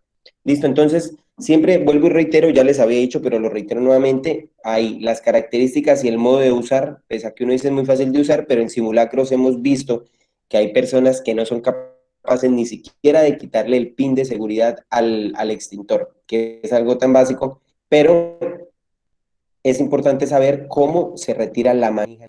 Y ahorita más adelante les voy a explicar, ¿listo? Y ahí me explica entonces, quite el gatillo, oprima fuertemente y dirija la descarga hacia la base del chorro. Él me está especificando hacia qué lugar, ¿listo? Y en algunas ocasiones, por ejemplo aquí, es muy raro encontrarlo, pero acá lo observamos, compañeros, en esta me muestra el tipo de material que apaga a un lado y, la rotulación de los colores al otro lado. Hoy en día normalmente dice la letra B y trae la rotulación ahí debajo, ¿listo? Entonces es importante que ustedes siempre se guíen por la rotulación. Por ejemplo, este rótulo me dice que el extintor me sirve solamente para fuegos de líquidos inflamables y todos los generados por electricidad en estos casos, compañeros, ¿listo? Ahí eso es lo que me explica la rotulación y la norma de lo que, el tema normativo para el uso de los equipos. En este caso, lo que pasa es que uno llega y uno no se pone a revisar si tiene la norma correcta, no, a mí lo único que me interesa es llegar al extintor, mirar la rotulación y ver si ese extintor es idóneo para el fuego que yo voy a apagar en estos casos. ¿Listo, compañeros? Ahora, también ellos tienen unas recomendaciones o unos collarines, ¿sí? Desafortunadamente, aquí en Colombia, hay países que no tienen necesidad de ponerle este collarín, esta rotulación al extintor, que muchos se han dado cuenta, a ver si tengo uno por acá que se vea. Bueno, en la parte superior acá, en la boquilla, en esta parte de acá, traen un elemento circular que son de diversos colores. Cada año cambia el color. ¿Por qué cambia el color o para qué es esa rotulación que tiene puesto el extintor ahí? Resulta que se detectó que sucedía, o que sea yo, que en muchas ocasiones los extintores se mandaban a recargar a centros que supuestamente estaban certificados para la recarga de los mismos extintores y ellos no los recargaban. Hay gente que comete el error de mandar los extintores, se venció el extintor, yo lo mando allá a que lo recarguen. Y allá lo que hacen es limpiarlo y nunca lo recargan, se lo devuelven tal cual como usted lo envió. Esta rotulación que tiene en la base del cuello me indica que el extintor sí tuvo que ser despresurizado, tuvo que ser limpiado en su manera interna y volver a presurizarse. Esto me garantiza que el extintor se abrió, se limpió, para saber que el equipo cumple las normas básicas de seguridad para un fuego, porque puede suceder que usted lo va a activar, pero si el extintor no me funciona, o se le salió el gas, o quedó mal presurizado el equipo, pues va a ser un problema para nosotros. Entonces, esta rotulación que viene acá, como cada año tiene que ponerse, sí o sí para instalarla, tiene que quitar la base collar, esta. Todos los años, acá. Hay que quitarlo, retirarlo, poner otro collarín y eso me garantiza que por lo menos lo estamparon para revisarlo internamente. Y ellos, en este caso, trae las fechas y el mes en el que este fue recargado. Acá lo podemos ver que me dice enero, febrero, marzo, abril, mayo, junio, julio, agosto, septiembre, octubre, noviembre y diciembre. Y esta me dice que fue recargado en el mes de enero, febrero, en el mes de marzo. ¿Listo? En muchas ocasiones, al lado de él, le cuelgan una tarjeta, ¿sí? Una tarjetita aquí colgadita, aquí al lado, ¿sí? Que cuelga al lado. Esas tarjetas también traen una rotulación parecida a esta, ¿sí? Pero ya a nivel tipo cuadro, donde dice enero, febrero, marzo, abril, mayo, junio, julio, agosto, septiembre, octubre, noviembre, diciembre. Entonces lo que hacemos es que como cada mes se deben inspeccionar, a cada mes se le va a abrir un huequito. Este huequito es el que me permite a mí indicar que el equipo realmente al mes sí fue inspeccionado para verificar y controlar las condiciones mínimas del extintor. Porque, ojo compañeros, a mí me ha sucedido que hemos mandado, una vez hicimos un simulacro en una de las empresas con la que yo trabajo, hicimos un simulacro de extintores, mandamos a recargar los extintores y al mes el extintor ya estaba despresurizado, ¿sí? Esa es la importancia de revisar el extintor mes a mes, porque usted no sabe si quedó mal presurizado, las temperaturas de acá, porque esto parece un horno chiquito, Yopal, el calor, y bueno, en Casanare también está dando mucho calor, el calor de acá hace despresurizar los equipos y la temperatura, aunque no lo creamos, afecta a los equipos de una o de otra manera, y es de ahí la importancia de estar revisando los extintores. Por ejemplo, extintores portátiles que van en los carros, que son los de 5 libras, los pequeñitos, como van en el baúl del carro y el carro está para arriba y para abajo, se mueve para un lado y para el otro, en ocasiones eso hace que los extintores se despresuricen. Miren, el 90% de los extintores que están en un carro no sirven para nada. Me ha sucedido, el 90% de esos extintores no me sirven para nada. Una vez llegamos a una empresa y muchachos, vamos a hacer un simulacro, hicimos un conato del fuego entre una batea, hicimos una combinación de unas sustancias, encendimos el fuego, lo hicimos tipo simulacro, o sea, nadie sabía, hicimos el fuego, prendimos allá y cuando todo el mundo fuego, salieron los señores y cogieron los extintores de los vehículos porque los otros extintores del área nosotros los habíamos quitado porque estábamos verificando la manera como utilizaban extintores de sus vehículos. Habíamos retirado los extintores del área, ¿sí? Y ellos fueron a sacar los extintores de las camionetas y de los vehículos que conducían y solamente sacaron 6, 7 extintores, no recuerdo bien, solamente un solo extintor me sirvió. Los otros, resulta que no, los manómetros mostraban en ceros, o sea, que no estaban recargados. Y eso sucedió porque simplemente los extintores los ponemos en un vehículo, los ponemos en nuestra casa, los ponemos en nuestra empresa, pero no nos tomamos la molestia de estar revisando sirve, no sirve, está cargado o no está descargado, hasta que desafortunadamente se presenta la emergencia y ahí sí tomamos medidas de acción, pero ya después de que pasó la situación. ¿Listo? Ahora, en este caso, entonces, aquí están las partes que componen el extintor, ¿sí? El extintor viene compuesto de manómetro, que indica la presión a la que viene recargado el extintor. Recuerde que hay extintores de 5, 10, 15, 20 libras, ¿sí? O extintores satelitales. Por ejemplo, estos extintores, los comunes, que son los de 20 y 30 libras, que son los que más se utilizan, pero los más comunes son los de 20 libras, ellos me indican a mí que vienen a 150 PSI. PSI es la presión a la que ellos vienen recargados. ¿Listo? 150 PSI. Entonces, lo que yo busco en el manómetro es que la flechita que tiene 3 indicaciones, 150, descargado y en sobrecarga, esté marcado o esté apuntando a 150. ¿Listo? Si usted lo ve, si usted lo toma al extintor y usted ve que el extintor está totalmente cargado, pero la flecha del manómetro me indica en ceros, estamos hablando que el extintor perdió el agente que le da la presión al equipo y que cuando usted lo va a utilizar no le va a servir para nada. ¿Listo? Entonces el manómetro me identifica si el extintor está o no está cargado. Tenemos la manija de agarre, bueno, aquí dice válvula, pero la válvula sería la de arriba, la manija de agarre, que esa es la que está en la parte superior, que es con la que yo cojo el extintor, y la válvula, que es acá, la de activación. Simplemente al presionarla, él bota el chorro o la presión. Tenemos la manguera, algunos extintores tienen manguera, otros no. Se recomienda que tengan con manguera, porque la manguera me permite de una manera más hábil y más precisa dirigir el fuego hacia el punto que yo lo necesito. ¿Listo? Luego tenemos el nitrógeno. Recuerden que nuestros extintores vienen presurizados con nitrógeno. ¿Listo? Viene el cilindro, que en sí es el cuerpo del equipo, y viene el agente extintor, que es el elemento que lo compone, que el más común es el PQS o polvo químico seco. Estos extintores, compañeros, en la parte de abajo, aquí debajo, traen unas aletas, aquí debajo, ¿sí? Una aletica. Esa aleta sirve para dos cosas, compañeros. ¿Cuáles son las funciones de esa aleta? Función número uno, como la vemos en la gráfica o en la imagen, es darle soporte al cilindro.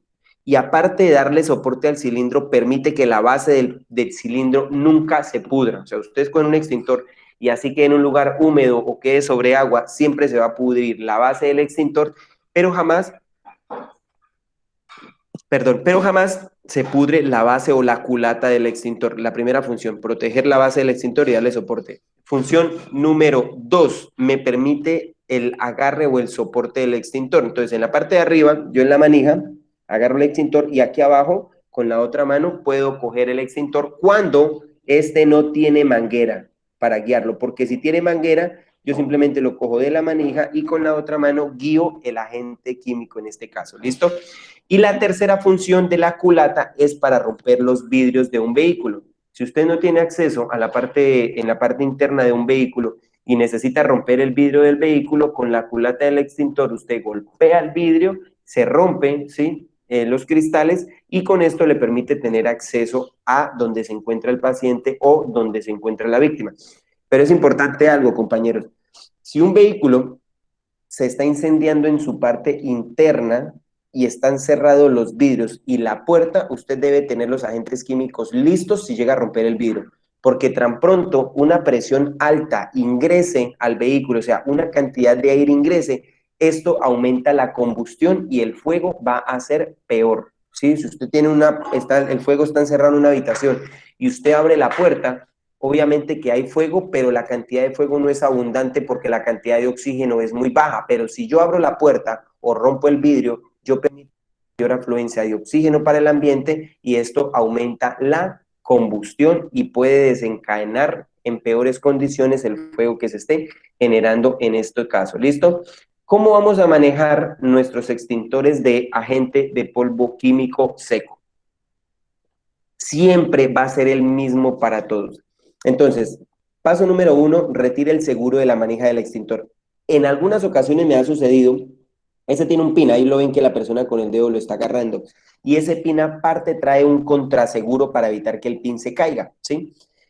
Hay ocasiones que yo he visto que le ponen unos pines de seguridad. Ejemplo, me sucedió una vez en una empresa que se les cayó la manija y para evitar que se activara el extintor, cogieron una abrazadera y se la pusieron ahí. Y cuando fuimos a utilizar el extintor en el simulacro, trataron de jalar la manija y no fueron capaces de retirarlo. La manera más fácil de romper esas manijas que tiene puestas es primero coger la perilla o la manija y darle vueltas, girarla hacia un lado, cualquiera de los dos lados, hacia el lado derecho o hacia el lado izquierdo. Al girarla, se rompe esa perilla o esa manija de seguridad que tiene puesta y retiramos el pin. ¿Listo?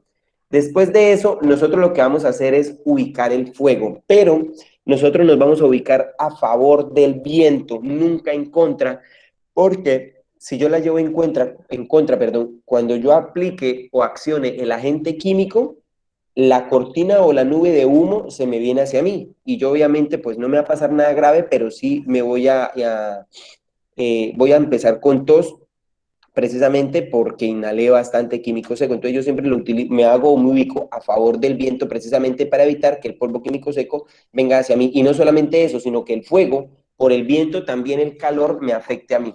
Entonces yo lo que hago es ubicarme hacia el fuego, más o menos 1,5 metros, 2 metros de distancia, tomo el extintor como lo veo en la imagen, lo que yo les decía hace un momento, si no tiene la manguera, si no tiene esta manguerita, entonces con la otra mano lo cogemos aquí de la base y dirigimos el chorro hacia la base del fuego, como nosotros vemos en la tercera imagen y en la tercera gráfica.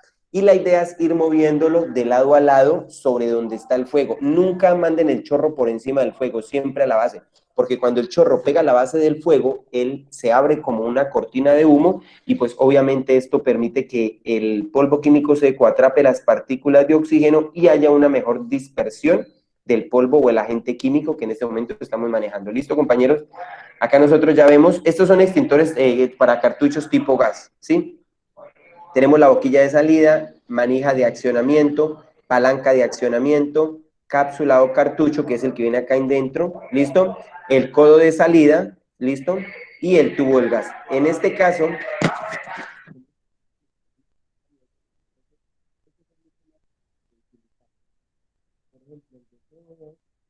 es bastante sencillo de utilizar, se utiliza igual como utilizaríamos el extintor del agente químico seco en este caso. ¿Listo, compañeros? Entonces, lo que hacemos nosotros es lo mismo, el de polvo químico seco, el de CO2, como tiene la boquilla, vuelvo reitero, lo tomamos de la manija como lo vimos aquí en la gráfica, pero ya la mano no va a coger la boquilla, ¿sí? Recuerden que aquí arriba yo les explicaba que estos a base de gas tienen una boquilla tipo corneta y si yo llego a tomarlo de la corneta sin un guante o sin un elemento protector, como vemos en esta imagen acá, que lo está cogiendo directamente, si fuese de CO2, el frío me puede lastimar, ¿listo? Entonces siempre lo vamos a coger de la parte de atrás, ¿listo, compañeros? Ahora, ¿cómo vamos a utilizar estos extintores con cartucho de gas? Lo primero que vamos a hacer es dirigirnos hacia la zona de fuego. ¿Listo, compañero? Nótese que acá lo que nosotros veíamos en sus partes, ¿sí? Me habla de la cápsula o el cartucho del CO2. ¿Listo? Acá está. Entonces, lo que hacemos nosotros es, observen, acá me dice palanca de accionamiento. Entonces, tomamos el extintor, lo ubicamos dirección hacia el chorro, tome la manguera y direcciónela hacia la base del fuego. Abra la cápsula presionándola fuertemente, acá, ¿sí? En este caso, ¿qué me habla del cartucho la cápsula? Aquí en la parte de arriba, ¿sí? Aquí arriba, donde nosotros la vamos a tomar. Perdón.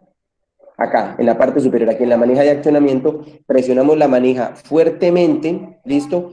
Y tomamos la manija de la manguera dirigiéndola hacia la base del chorro. Entonces, nótese qué hacemos. Aquí tiene como doble sistema de accionamiento. Donde activamos la manija, miren, acá está palanca de accionamiento, que es esta, y la manija. Entonces, con una hacemos presión hacia abajo, acá lo observamos, con una hacemos presión hacia abajo y con la otra presionamos la manguera de apertura y dirigimos el chorro o la presión que sale del gas en este caso hacia la base del fuego del mismo modo. ¿Listo? Este del dióxido de carbono, ¿sí? Que es el que yo les hablaba, acá vemos en la gráfica, ya les expliqué, pero aquí se retira el cartucho. Nótese que en la gráfica siempre me muestran cogiendo la manguera de la parte de atrás, de la parte cónica, precisamente, compañeros, para evitar lesiones en la mano por el enfriamiento, porque usted tan pronto lo accione, la parte, como ese es de color negro, usted se va a dar cuenta, no sé si han visto en las películas cuando hay películas que hablan de la era de hielo y toda esa vaina que se empiezan a congelar de una vez, ahí se va a ver exactamente igual, usted lo acciona y en cuestión de 2-3 segundos usted empieza a observar cómo se empieza a congelar y a enfriar la base de la boquilla. De hecho, si usted lo activa todo, el tiempo lo mantiene activo, la boquilla se congela, en este caso. Usted va a ver que se le forma como una capa de granizo de hielo ahí. Es como en la nevera, cuando usted le pasa la mano que raspa el hielo, lo mismo se va a formar en la parte interna y externa de la boquilla. ¿Listo? Entonces, estos son los extintores satelitales. Estos son los que yo les digo, compañeros, que como mínimo deben utilizarlos 2 personas. ¿Por qué? Por la presión que este mismo ejerce, compañeros, al momento de activarse el extintor. Este es tipo satelital carreta, ¿sí? Viene con un tubo o hay otros que son en pimpina, ¿listo? Entonces, ¿qué se recomienda? Una persona va a coger la manguera, en este caso, acá la vemos, acá está. Listo, entonces, acá yo recomiendo siempre 3 personas. Entonces, una persona que es la que está manejando el equipo acá, porque el primer sistema de apertura viene de la pimpina, acá. Que la primera persona abre o cierra el sistema desde su base inicial. Una vez libera la presión, ya viene la segunda, que es acá donde nosotros vamos a desbloquear el sistema. Entonces, lo primero que hacemos es una persona se ubica y abre la manija desde la base del equipo, ¿listo? Desde la base de la pimpina. Llevamos la manguera hacia la proximidad del fuego, listo, en este caso nos muestra una persona, pero en este caso, ¿qué se recomienda? Con una mano tomamos la boquilla del sistema y con la otra mano la abrimos o la activamos hacia atrás. Si yo no tengo mucha fuerza, el pitón me va a patear. ¿A qué se refiere? La presión que yo estoy ejerciendo acá me bota el chorro hacia atrás y va a hacer que la manguera pierda el control, el sistema queda abierto y va a empezar a golpear de lado a lado y eso puede generarme algún tipo de lesión porque la manguera me puede golpear. He ahí la importancia de la otra persona que me va a estar ayudando. Si yo veo que la primera persona que activa el sistema acá, como lo vemos acá en este caso, le gana la manguera, yo lo que hago acá que es cerrar la manguera precisamente para evitar que la presión que se está ejerciendo pueda lastimar a otra persona y ahí cortamos el flujo. Recuperamos la manguera y volvemos y nos ubicamos. Siempre en la parte de la activación de la manguera, si estas mangueras pueden ser de 2, 3, 4, 5 metros, dependiendo de la longitud que venga la manguera, en la parte de atrás se ubica otra persona. ¿Qué función va a cumplir la persona que se ubica por detrás? Entonces yo estoy en la parte frontal, como lo ven en la gráfica, sosteniendo la manguera, y la otra persona en la parte de atrás con una mano en mi espalda me ayuda a evitar que cuando la manguera patee yo me vaya hacia atrás. Entonces con una manguera, con una mano, perdón, con la mano derecha, levanto una parte de la manguera, con la mano izquierda ubico la mano detrás de la espalda de la persona, ¿listo? Un pie adelante y un pie atrás, precisamente para ayudarle a darle estabilidad a la persona que en este caso está manejando o está utilizando el extintor, ¿listo? Si lo patea, vuelvo y reitero, inmediatamente nos retiramos, esperamos que nuestro compañero que está manejando el extintor en la pimpina lo cierre o lo bloquee, retomamos y vuelvo y activo el extintor. Este tipo de extintor satelital, compañeros, son o están diseñados ya para fuegos de grandes magnitudes o mayores envergaduras, listo, en este caso. Y ellos en sus partes también tienen lo mismo, válvula de cilindro, cilindro de nitrógeno, ¿sí? El tubo del gas, ¿sí? Tiene su boquilla de salida, válvula de operación y tiene la manguera, compuesto del polvo químico seco. En la mayoría de los casos, casi todos los extintores que conozco vienen en Pimpina, traen el polvo químico seco y el nitrógeno contenidos en la misma manguera. Hay otros que traen el polvo químico seco a un lado y el nitrógeno en otro tubo o en otra pimpina diferente, y lo que hace al activarlo es liberar la presión sobre la válvula para sacar el polvo químico seco y ejercer la presión que ésta requiere. ¿Listo, compañeros? Normalmente muchos de los extintores satelitales, algunos, los antiguos, no traían manómetro. Yo he visto los últimos, algunos sí traen manómetro en estos casos. ¿Listo? Ahora, las técnicas, ya para finalizar, en técnicas para combatir el fuego en etapas incipientes, vuelvo y reitero y me enfoco mucho en eso, compañeros, son para utilizarlos solamente en etapas incipientes.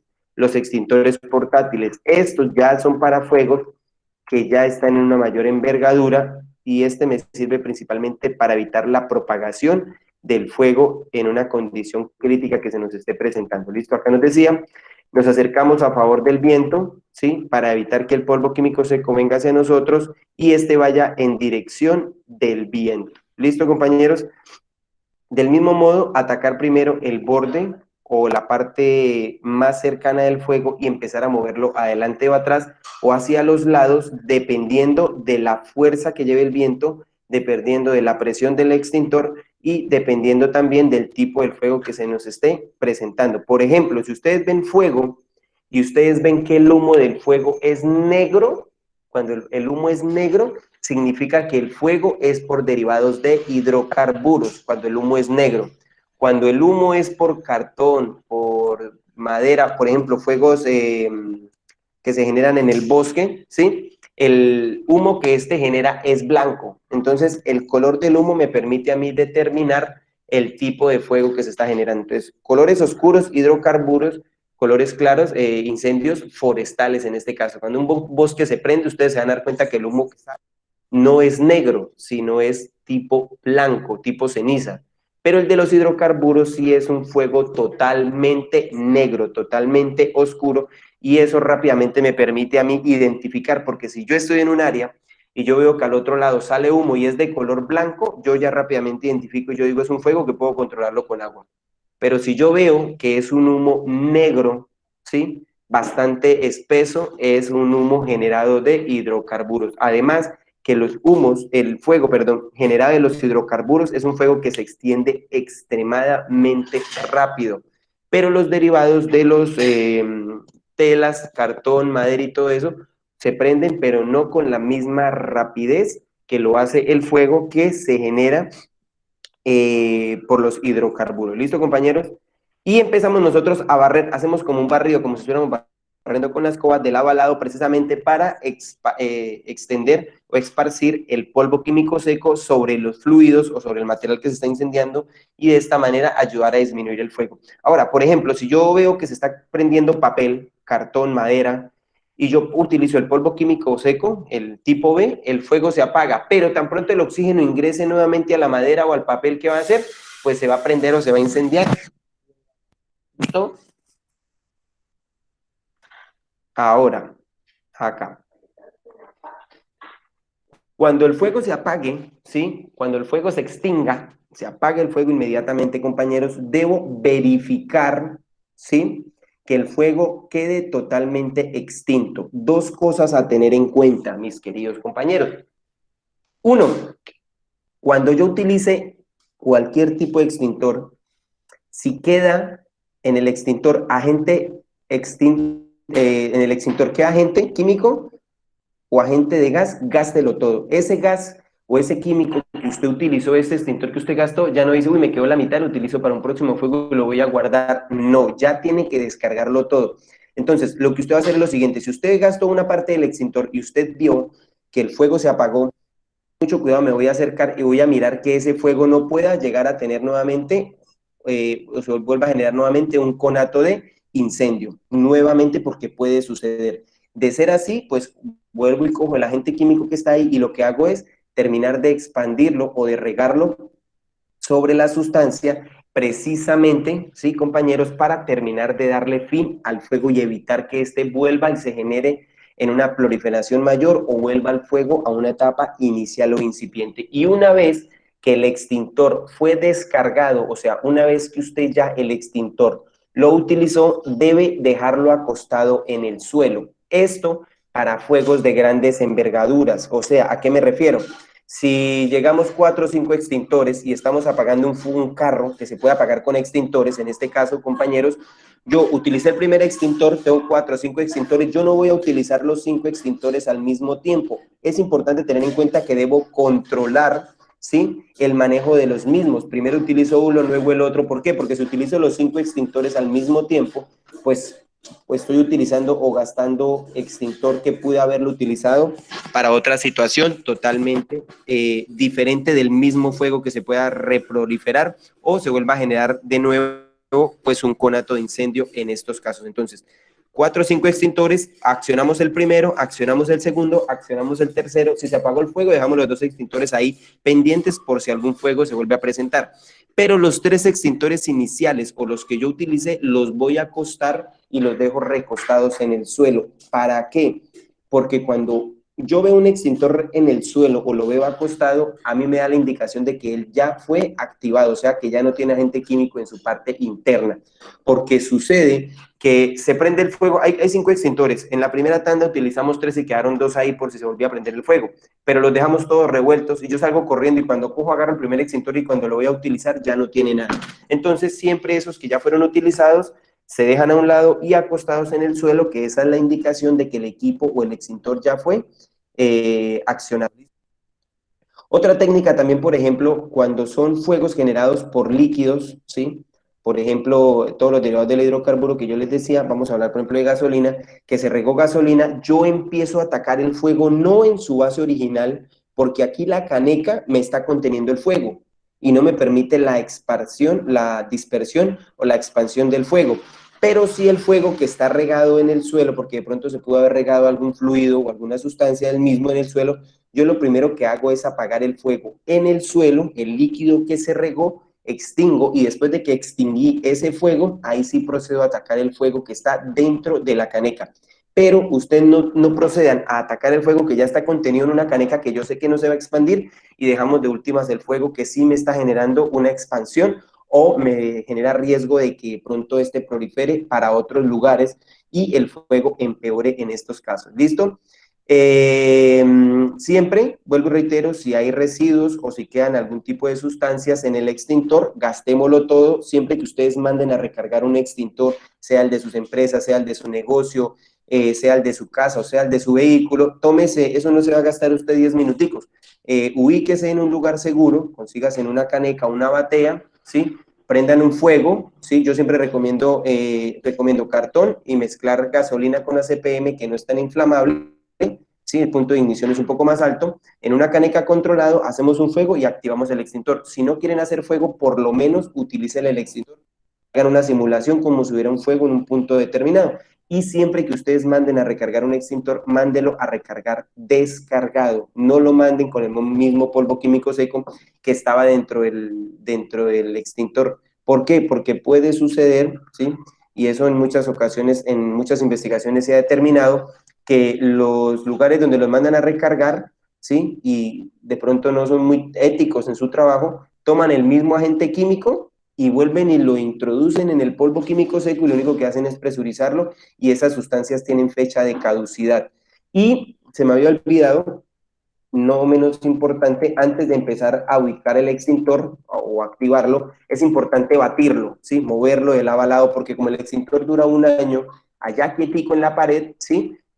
O colgado, pues se solidifica en la parte inferior y cuando lo active el extintor no me va a servir. Entonces lo que hacemos es batir el extintor, darle vuelticas al extintor, precisamente para permitir que la presurización salga y el agente químico salga de manera adecuada. ¿Listo? Bueno, quedan 10 minuticos. Me gustaría, compañeros, en estos 10 minuticos escucharlos. Si a alguien le quedó alguna pregunta, alguna duda, algo que no hubiesen entendido, del tema de primeros auxilios, de lo que ayer explicó mi colega Kelly, de lo que les expliqué hoy de extintores. ¿Algo más que quieran saber? ¿Alguna pregunta? Los escucho en este momento. No importa que no tenga que ver con lo que tratamos hoy, cualquier tema de primeros auxilios, incluso lo que se trató ayer, también me pueden hacer cualquier preguntita, que yo estoy aquí para servirles y para colaborarles y despejar cualquier duda. Compañeros, los quiero escuchar, por favor. ¿Alguien tiene dudas? ¿O todo el tema quedó totalmente claro?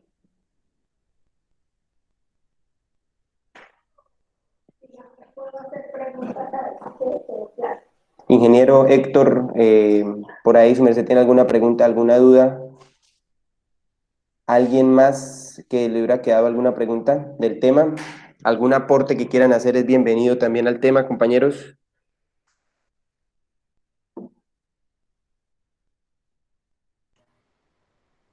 Parece que todo quedó muy claro, Oscar. Sí, eso me estoy dando Sí, cuenta.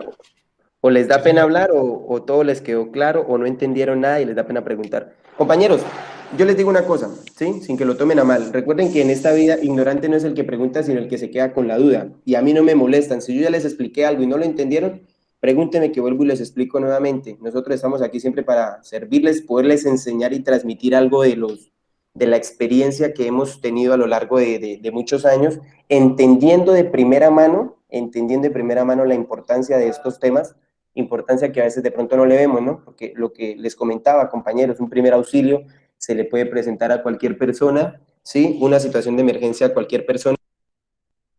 Uno sabe usted en su casa, con un vecino, ¿sí? En internet ustedes ven que circulan muchos videos de gente que fallece. El año pasado en Paz de Ariporo, pasado, antepasado, no recuerdo muy bien, en Paz de Ariporo, un niño como de 13, 14 años falleció a la hora del almuerzo porque tuvo un atragantamiento, no supieron cómo desatragantarlo. Entonces, situaciones tan sencillas como esas pueden marcar la diferencia entre la vida o la muerte de una persona. Y estos espacios que precisamente se han abierto para ustedes, ¿sí? A través de la Cámara de Comercio, a través de nuestros aliados, compañeros, permite que usted amplíe en algo esos conocimientos y el día de mañana usted puede decir, gracias a esa capacitación, yo le pude haber salvado la vida a una persona. Entonces, compañeros, ¿no hay preguntas o no hay dudas de ningún tipo? ¿Algo más que quieran saber? De pronto, bueno, no sé, Milena, si de pronto en las personas que están de forma presencial en Tauramena tengan alguna consulta, alguna pregunta, algún aporte. Acaban de hacer una pregunta en el chat. Cuando tiene una fractura en algún dedo de la mano, tiene una fractura en el dedo de una mano porque se cortó con una máquina. Ok.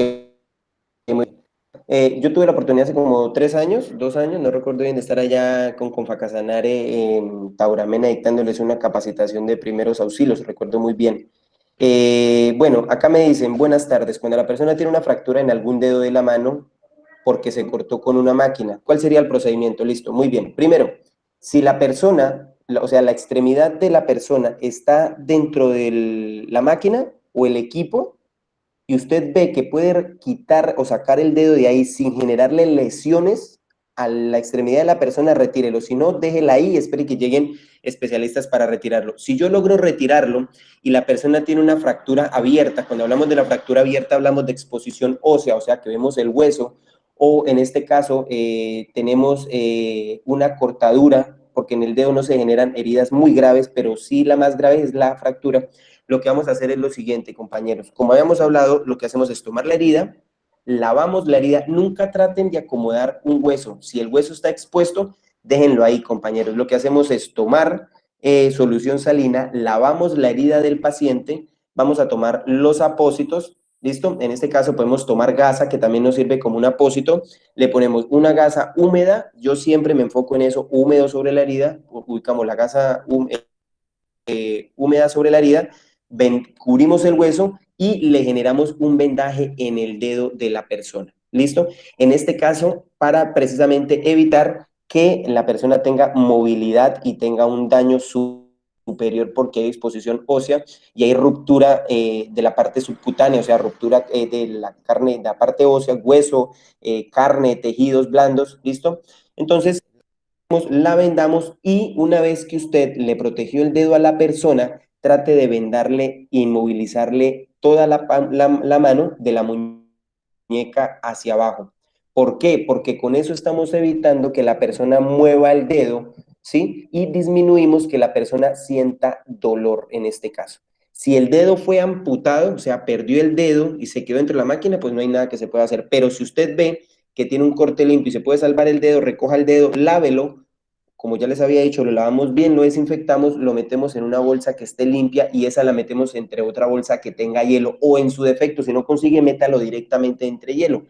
El meter el dedo entre el hielo disminuye la hipoxia celular, o sea, hace que las células sobrevivan mucho más tiempo y hace que la extremidad, cuando lo entreguen al centro asistencial, se pueda restaurar esa extremidad a la parte de la persona. O sea, el dedo puede ser instalado nuevamente, o se lo pueden, a través de microcirugía, se lo pueden volver a instalar. Esa sería la única. Entonces, vendarlo y remitirlo al centro asistencial. Si es una cortadura menor, ¿sí?, algo que no requiere asistencia médica, pues es muy sencillo, simplemente se lavaría la herida, ¿listo? Se protege la herida y se venda. Y a diario le estamos retirando los apósitos y la estamos desinfectando constantemente, precisamente para evitar que se generen amputaciones de la extremidad por gangrenación, porque si se infecta la herida, se engangrena y ahí sí es peor porque puede irse de amputación de toda la extremidad la persona y en el peor de los casos hasta la muerte. ¿Listo? ¿Alguna otra pregunta que tengan, compañeros? ¿Alguna otra duda que quieran expresar aquí en el chat o que activen el micrófono y me quieran hacer saber otra pregunta que tengan? ¿Alguna otra duda?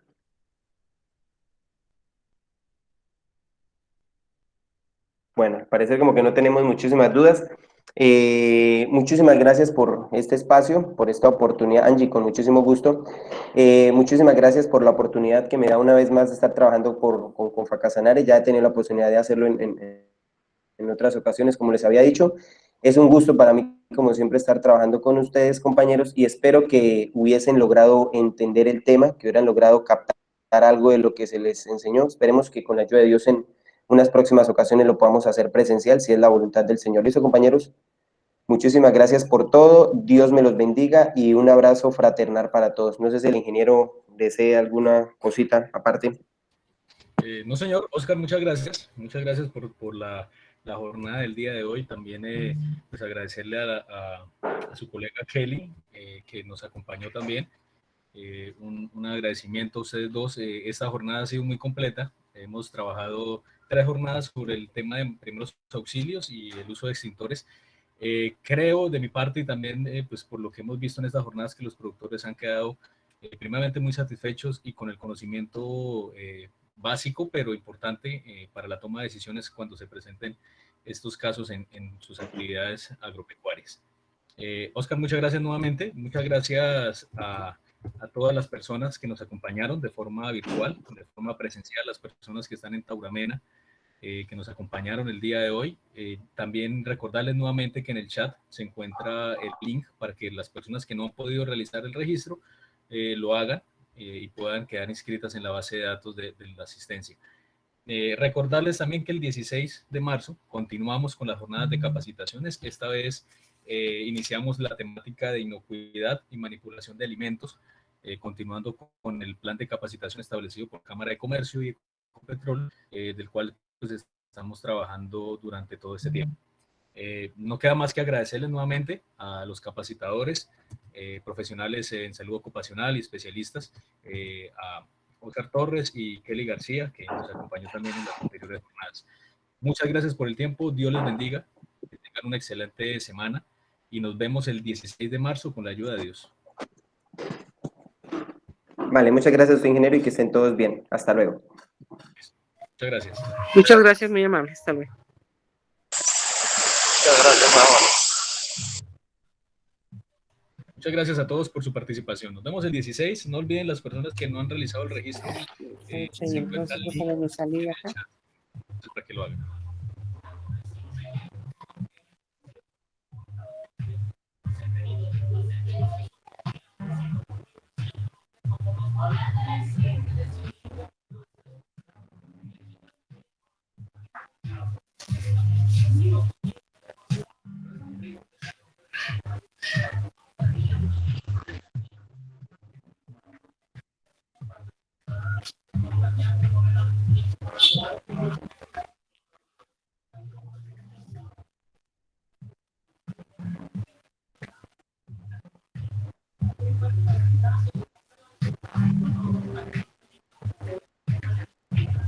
Chucho, no me saque de bicicleta porque usted está cayendo y de pronto pudo haber sido que se lastimó.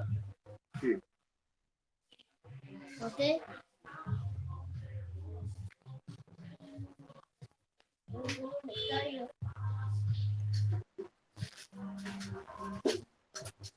Lady, muchas gracias por la ayuda. Yo creo que ya podemos terminar la grabación. No se me tiene y aquí como me salgo.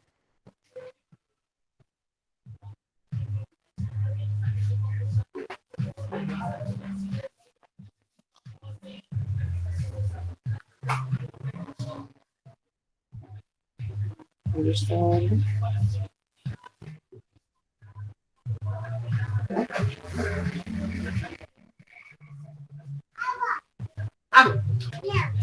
¡Ya! No, mami. Y que jarabe vale como 24.000. Pero que no tiene. Pero que no se le puede dar al niño. La esmeta esa. Media pasita, amor. La disuelve en agua, algo así. Ya me dijo, vengan allá. Yo le dije, no, es que está en reunión.